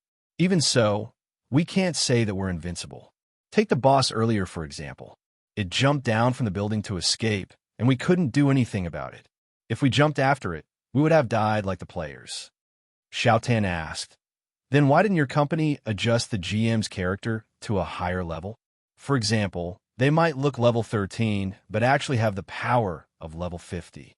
Hua Xiong raised the cup of coffee before him. 2 sugar cubes can fit in this cup, but can 2 watermelons fit in here? Oh, Xiao Tan nodded like he understood. Our accounts won't level up, and we're responsible for the level 5 to 14 range. The other GM situation is similar to ours, and they have superpower beyond their level, Panfeng said. Panfeng said, since you already know about the anomaly, if you run into one in the future, even though the chance of that happening is close to 0, if you do, please cooperate with the site manager and keep it a secret from the other players. I'm curious, Feng Bujue said thoughtfully. If the anomaly escapes your pursuit in the scenario, what will happen? When Pan Feng and Hua Xiong heard that, their expressions shifted. Feng Bujue continued. You've admitted that a single GM might not be able to deal with an anomaly, so this means that something similar has happened before, right? That kind of situation where the GM went to hunt alone and was killed by the anomaly, Hua Xiong said. Hua Xiong said, the scenario will be closed normally and turned back into data, and the surviving derivative code will become stronger and more cunning. Feng Bujue was confused. The anomaly has a certain degree of AI, and it is split into 4 levels. Normally, we GM deal with the weakest level 4 anomaly. Their intelligence is slightly higher than the smarter final boss of the scenario, and their combat power is slightly higher than the stronger final boss of the scenario. Once the scenario ends and the anomaly is still alive, then the anomaly will become stronger and more cunning, just like what I said earlier. It has a high chance of increasing to level 3. In 97% of cases, a level 4 anomaly can be defeated by 1 GM, but a level 3 anomaly requires 2 GM, and the success rate of 1 GM is less than 50%. What about the higher level ones? Feng Bujue asked. I haven't seen one, Hua Xiong replied. To be honest, I haven't even heard of it before. A level 2 anomaly only exists in theory. Actually, there has only been one level 3 anomaly so far. During the game's operation phase, the chance of a level 3 anomaly appearing will increase slightly. Of course, even if the chance is 10 times higher, the chance is very small. Understood. Then, let's go and see just how strong this level 4 anomaly is, Feng Bujue said with a smile.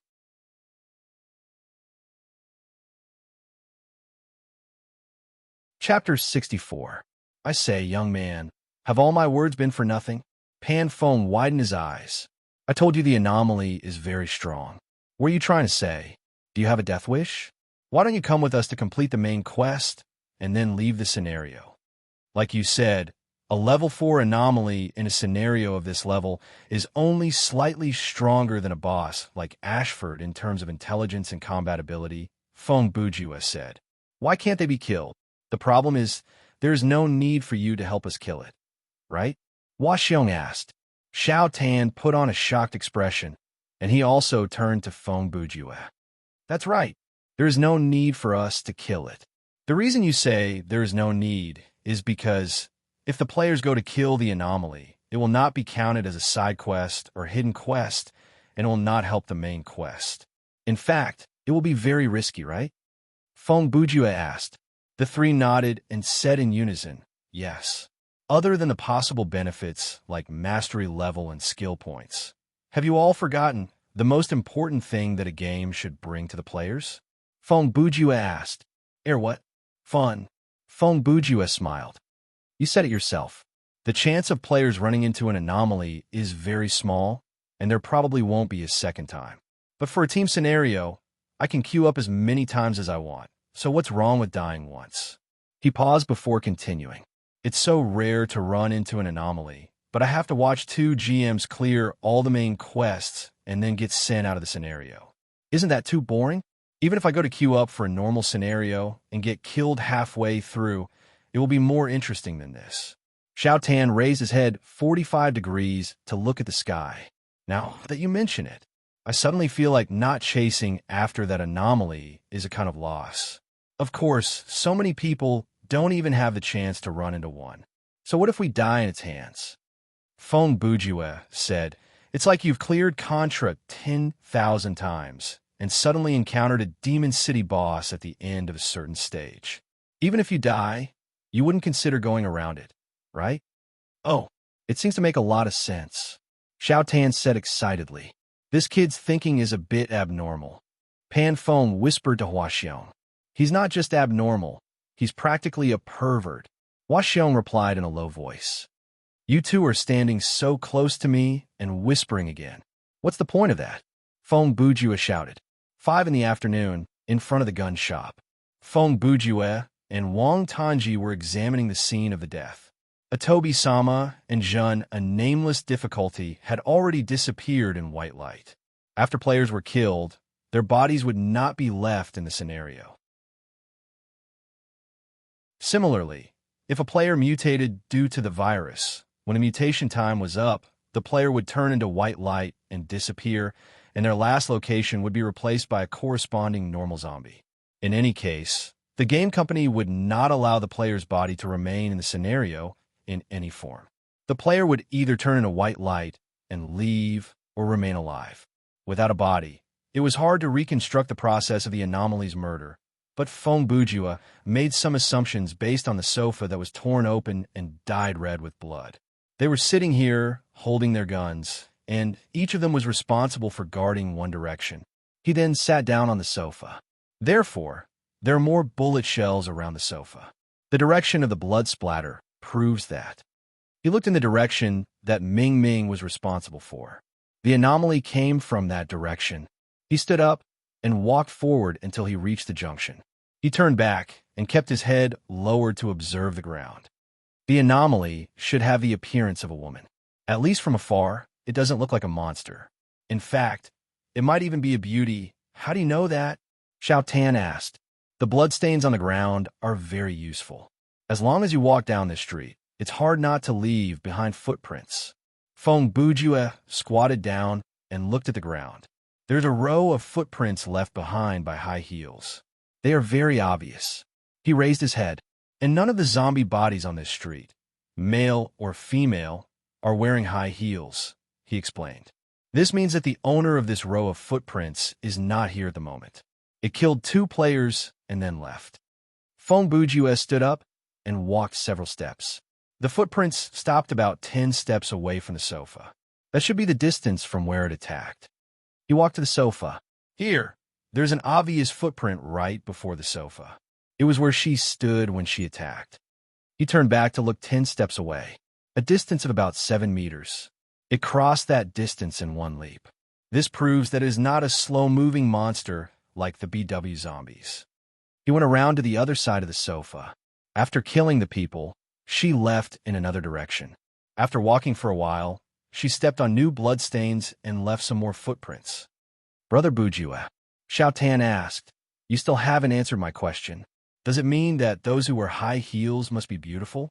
Feng Bujue replied, look at the footprints when it came. He walked to the side again. These footprints were walking, not running, and not moving like the zombies. He pointed to the ground. Judging from the footsteps and the depth of the bloodstains, the height is about 165 meters. The weight is not heavy, and the gait when it walks can be described as graceful. Maybe it's just a monster with a very enchanting gait. Xiao Tan continued. If a monster wearing high heels or a man wearing high heels slowly walked toward you, would you sit on the sofa and wait for it to get within 10 steps? Feng Bujue asked. Xiao Tan thought about it and realized that he had a point. If the anomaly looked like a monster from afar, then a name hard to choose would have opened fire already. Feng Bujue continued. Then there are 2 possibilities. 1, the anomaly started to run and charged at us. From the footprints, we can eliminate that possibility, Xiao Tan said. The second possibility, the anomaly maintained its gait and walked over slowly before attacking, Feng Bujue said. He paused. If that's the case, then a name hard to choose and Atobi-sama would not have stayed on the sofa. They would have enough time to stand up and retreat, so they changed to fighting while retreating. Perhaps they were pinned to the sofa by the monster's superpower? Xiao Tan speculated. Instead of that explanation, why don't we just overturn the assumption that the anomaly looked like a monster? Feng Bujue said. You have a point. Xiao Tan said. Then, let's assume that the anomaly looked like a human female. How can you be sure that she was a beauty? Why, I said beautiful. It was just my intuition, Feng Bujua said. Perhaps she is just plain looking. TSK, Feng Bujua smiled. So, what happened is they sat here and watched a woman who did not look like a monster walk toward them with light steps. He then sat back down on the sofa. When the anomaly was 10 steps away, the two finally realized something was wrong and tried to resist. However, it was already too late for them to realize the danger at that distance. The anomaly arrived instantly and ended the battle. He touched the torn leather on the sofa. This mark is like Wolverine's handiwork, and the last few footprints from 10 steps away did not show any sign of increasing speed or deepening. What does that mean? Xiao Tan asked. How far can you jump without a run-up? Feng Buju asked. 2 meters at most. This anomaly can jump at least 6 meters. After the jump, it used some kind of claw-like weapon or its own hands to quickly tear apart the bodies of the two people. Even the sofa that they were sitting on suffered the same fate. Feng Bujua held his chin and said, That explains it. That explains it. Xiao Tan raised his head and yelled at Pan Feng and Hua Xiong, who were hiding on a roof of a building not far away. Brothers, you have to keep a close eye on them. The two ignored him and continued to chat. Don't worry, Feng Bujua said. Didn't they say that as long as the anomaly appears within 1 kilometer of them, they will receive the system's notification and will be able to see the target's coordinates from the scenario map that they came with? I say, this system sure is complicated. Can't it just send the anomaly's coordinates to them? Xiao Tan asked. That's why they say the anomaly is uncontrollable data. They must have some kind of ability to resist the system's search and interference. If they can really do what you said, wouldn't it be easier for the system to use lightning to kill the anomaly? Would the GM have to do that? Feng Bujua said. Speaking of which, we can't trust everything these two said. Xiao Tan's expression shifted. What? Did they lie to us in some way? That doesn't seem like it. They should be telling the truth. Feng Bujua said. But they're just 2 employees. How can you be sure that the information the Dream Company told them about the anomaly is all true?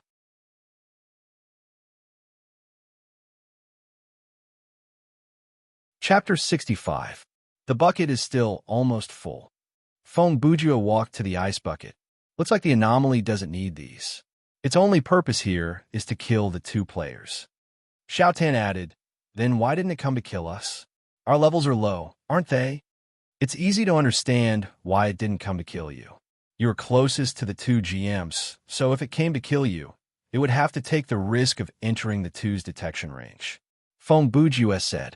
When the scenario first started, Tobi-sama, Ming Zhen, and I could have been the targets. Especially me, my level was low, and I acted alone. Even if I was killed, the GMs might have mistaken it as the BW zombies doing. But during that perfect hunting period, the anomaly did not attack me, and she did not go after the other 2. It was not until you, me, and the 2 GMs were all at a Lermu building that it came to attack.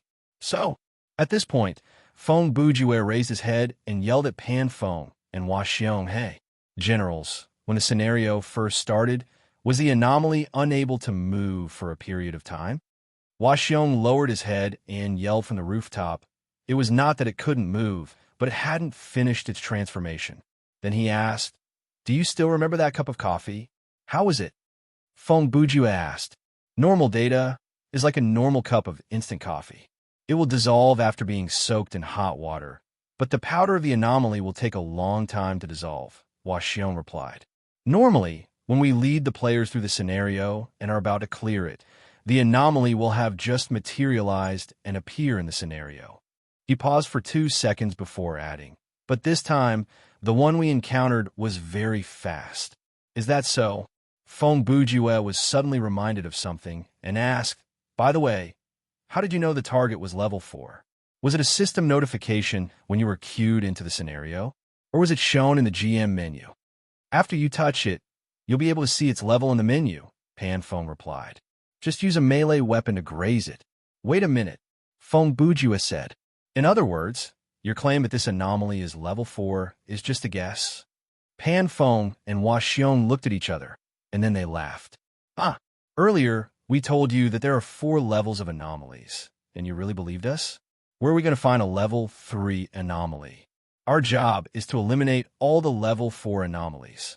Unless we fail again and again, or the level 4 anomaly is lucky enough to run into 6 teams, the level 3 anomaly will not be born.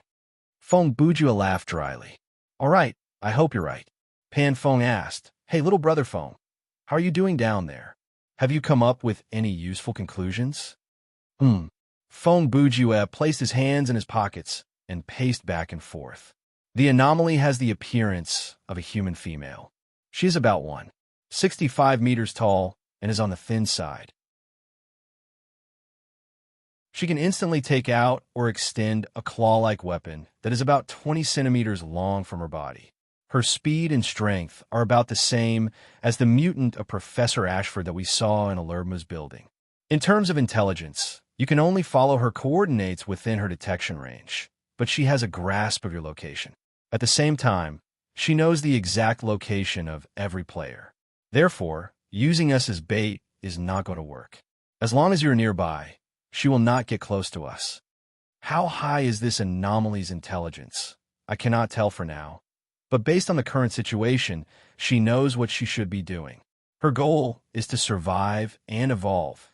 And to achieve that goal, the players and GMs have to leave the scenario. If we consider this from her perspective, first, she will not stop you from using your GM advantage to clear the scenario quickly, because clearing the scenario means that all the players will be sent away, and that will save her a lot of trouble. Second, under the premise of ensuring her own safety, for example, when she is far away from you, the anomaly will not mind personally killing a few players. Perhaps that will help her grow? I have no idea. At this point, he stopped moving. The other thing that concerns me is her relationship with the monsters. Whether the anomaly will be attacked by the monsters, or can she communicate with the monsters, whether their interaction will change the plot, and whether the main mission given by the system will be affected, I cannot tell for sure.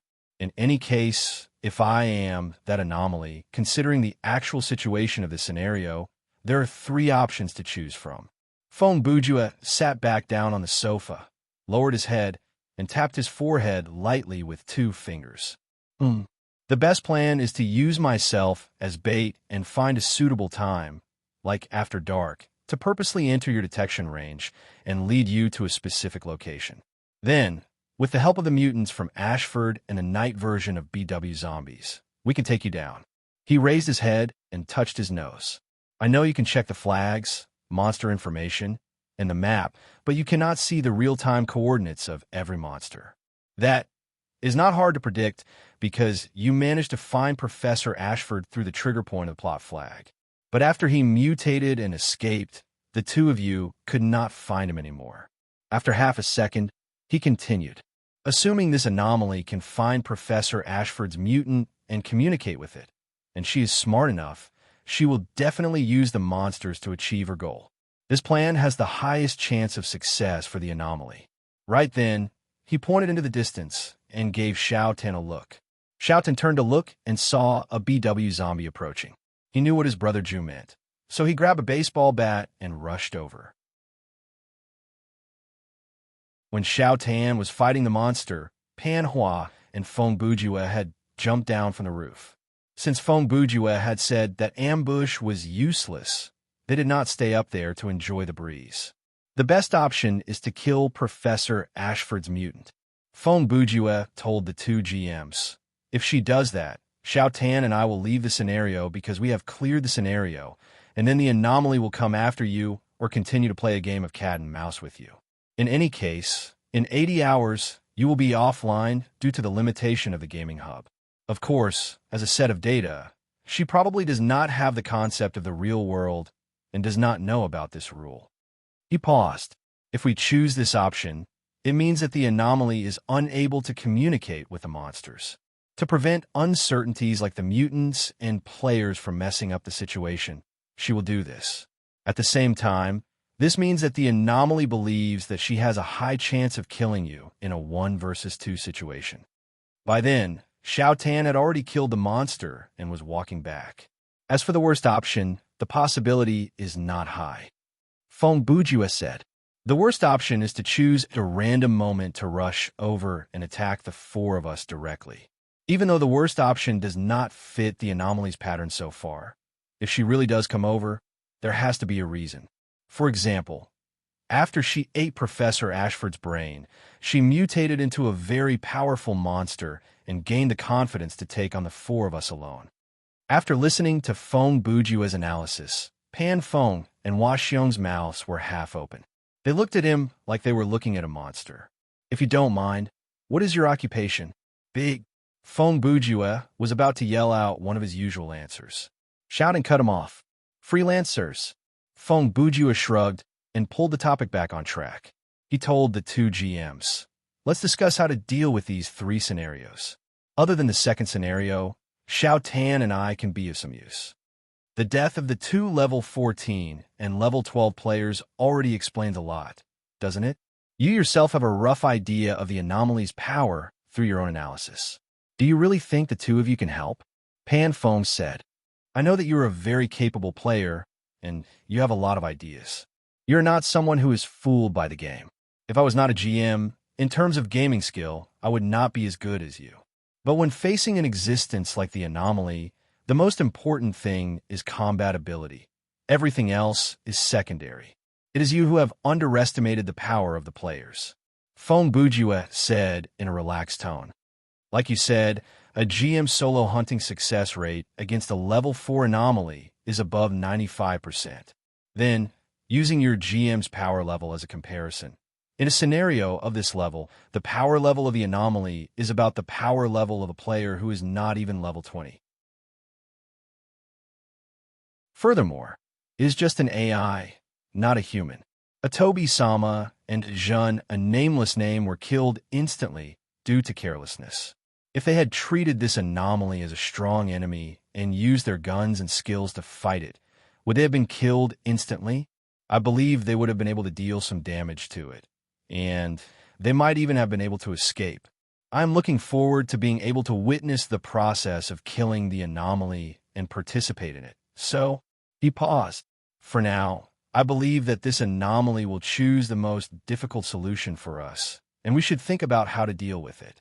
The sun set on the western side of the city, and the forest was dark. Night fell. In this city, it was as if every trace of air had become cold. It was a cold that could freeze one's blood. The eyes of the BW zombies turned red. Their movements were still as sluggish as normal zombies, but their sense of smell had become more sensitive than during the day. Once they sniffed out the scent of their prey, their footsteps would suddenly increase, and they would even bend down to run on all fours. Their strength, speed, and brutality were completely different from during the day. The BW zombies at that moment were at least twice as strong as normal zombies. Under the night sky, two figures were rushing forward. Behind them, there were already 50 BW zombies chasing after them. 20 minutes ago, the anomaly had appeared within the detection range of the two managers, and it had only wandered around from afar. It did not seem like it was going to get any closer. This matched the worst-case scenario that Feng Bujue had predicted. At that moment, Pan Feng and Feng Bujue were chasing after their target with a speed that was even faster than the BW zombies. Both of their clothes were smeared with uninfected blood that could be used to attract monsters.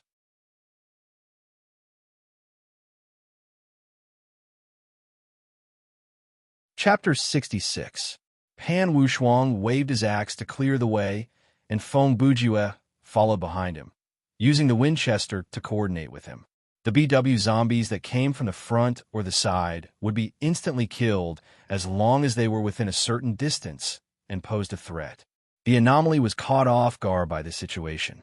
It thought that it could easily stay at the edge of the two GM's detection range, but it did not expect one of the GMs to be the first to chase after it, and it was a player who was traveling with him. Furthermore, the speed at which the two were advancing was much faster than it had expected. Not only the anomaly, even Pan Feng had a whole new level of respect for Feng Bujue.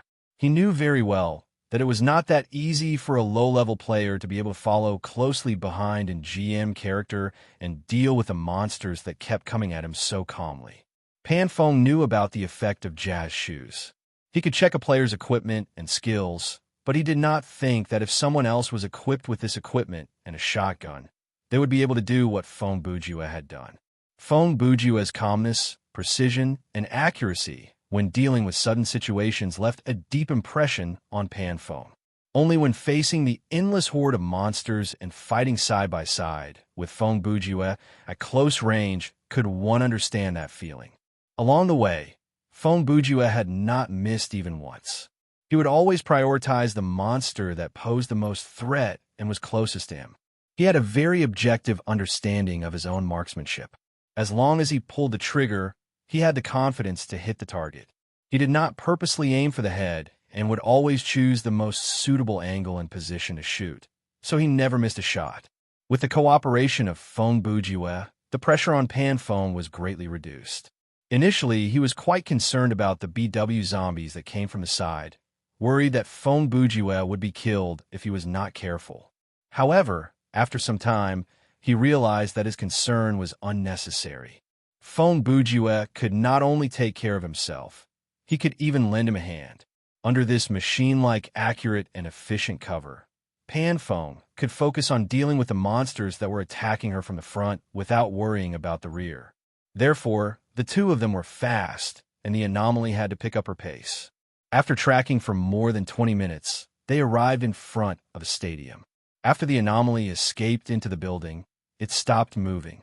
It looked like Professor Ashford's mutant was nearby as well. Just as I expected, the location is inside such a large building.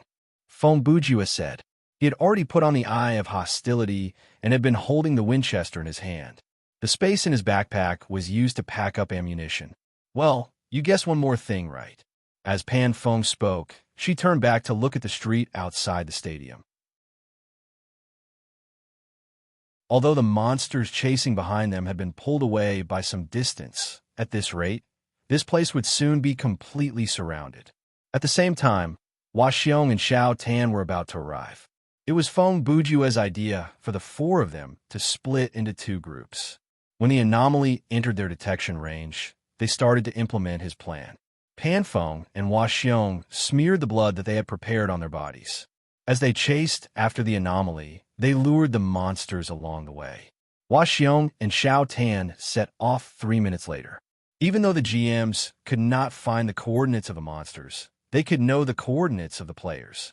Therefore, Hua Xiong led Xiao Tan and followed the path that Pan Fong and Hua Xiong had taken. By then, the BW zombies that could move would have followed the scent of blood. At most, there would be some monsters that had been knocked out by Fong Bujue and Pan Fong. This arrangement was designed by Fong Bujue to take care of Wang Tanji. If the four of them chased after the anomaly at the same time, Xiao Tan might not be able to keep up, and even if he did, his stamina points would be exhausted. Furthermore, if the four of them moved together, no matter if they were in a single file or in a group of two, Xiao Tan would become a weak point. The other problem was that if the four of them chased after the anomaly at the same time, it did not matter whether they were smeared with blood or not. At night, the BW zombies had a sensitive sense of smell, and they would still attract the attention of the monsters if they ran. However, if they only smeared the blood on two people, based on the priority of the monsters, they would all head toward Fong Bujue and Pan Fong. Hua Xiong and Xiao Tan could easily follow the group of monsters without expending too much stamina points. When they reached the location of the anomaly, they would regroup and start the battle. Splitting into two teams to complete the chase was much faster than the four of them staying together, and it was also safer. If there was an accident, only Fong Bujue would die. The other person was Pan Fong, who was covered in blood. Even if he was alone, he would not be killed by these monsters in a short amount of time. The second step of the plan was to find a way to stop the BW zombies after they reached the location of the anomaly. "They're getting close," Pan Fong said. He could check the players' coordinates, so he knew Hua Xiong and Xiao Tan's location better than Fong Bujue. Thankfully, the monsters are not as thick as a wall yet. As he spoke, he brandished his axe and slaughtered the BW zombies that were rushing towards him from the street. That's part of the plan. Splitting into two groups is much faster than four people running together, and the chance of being surrounded is much lower. Fong Bujue answered as he fired his gun, taking down one monster after another. It did not take long for Hua Xiong to appear about 10 meters away. The spear in his hand glowed, and the shadow of the spear danced like a dragon. It tore open a bloody path and brought Xiao Tan to stand next to Pan Feng and Pan Feng.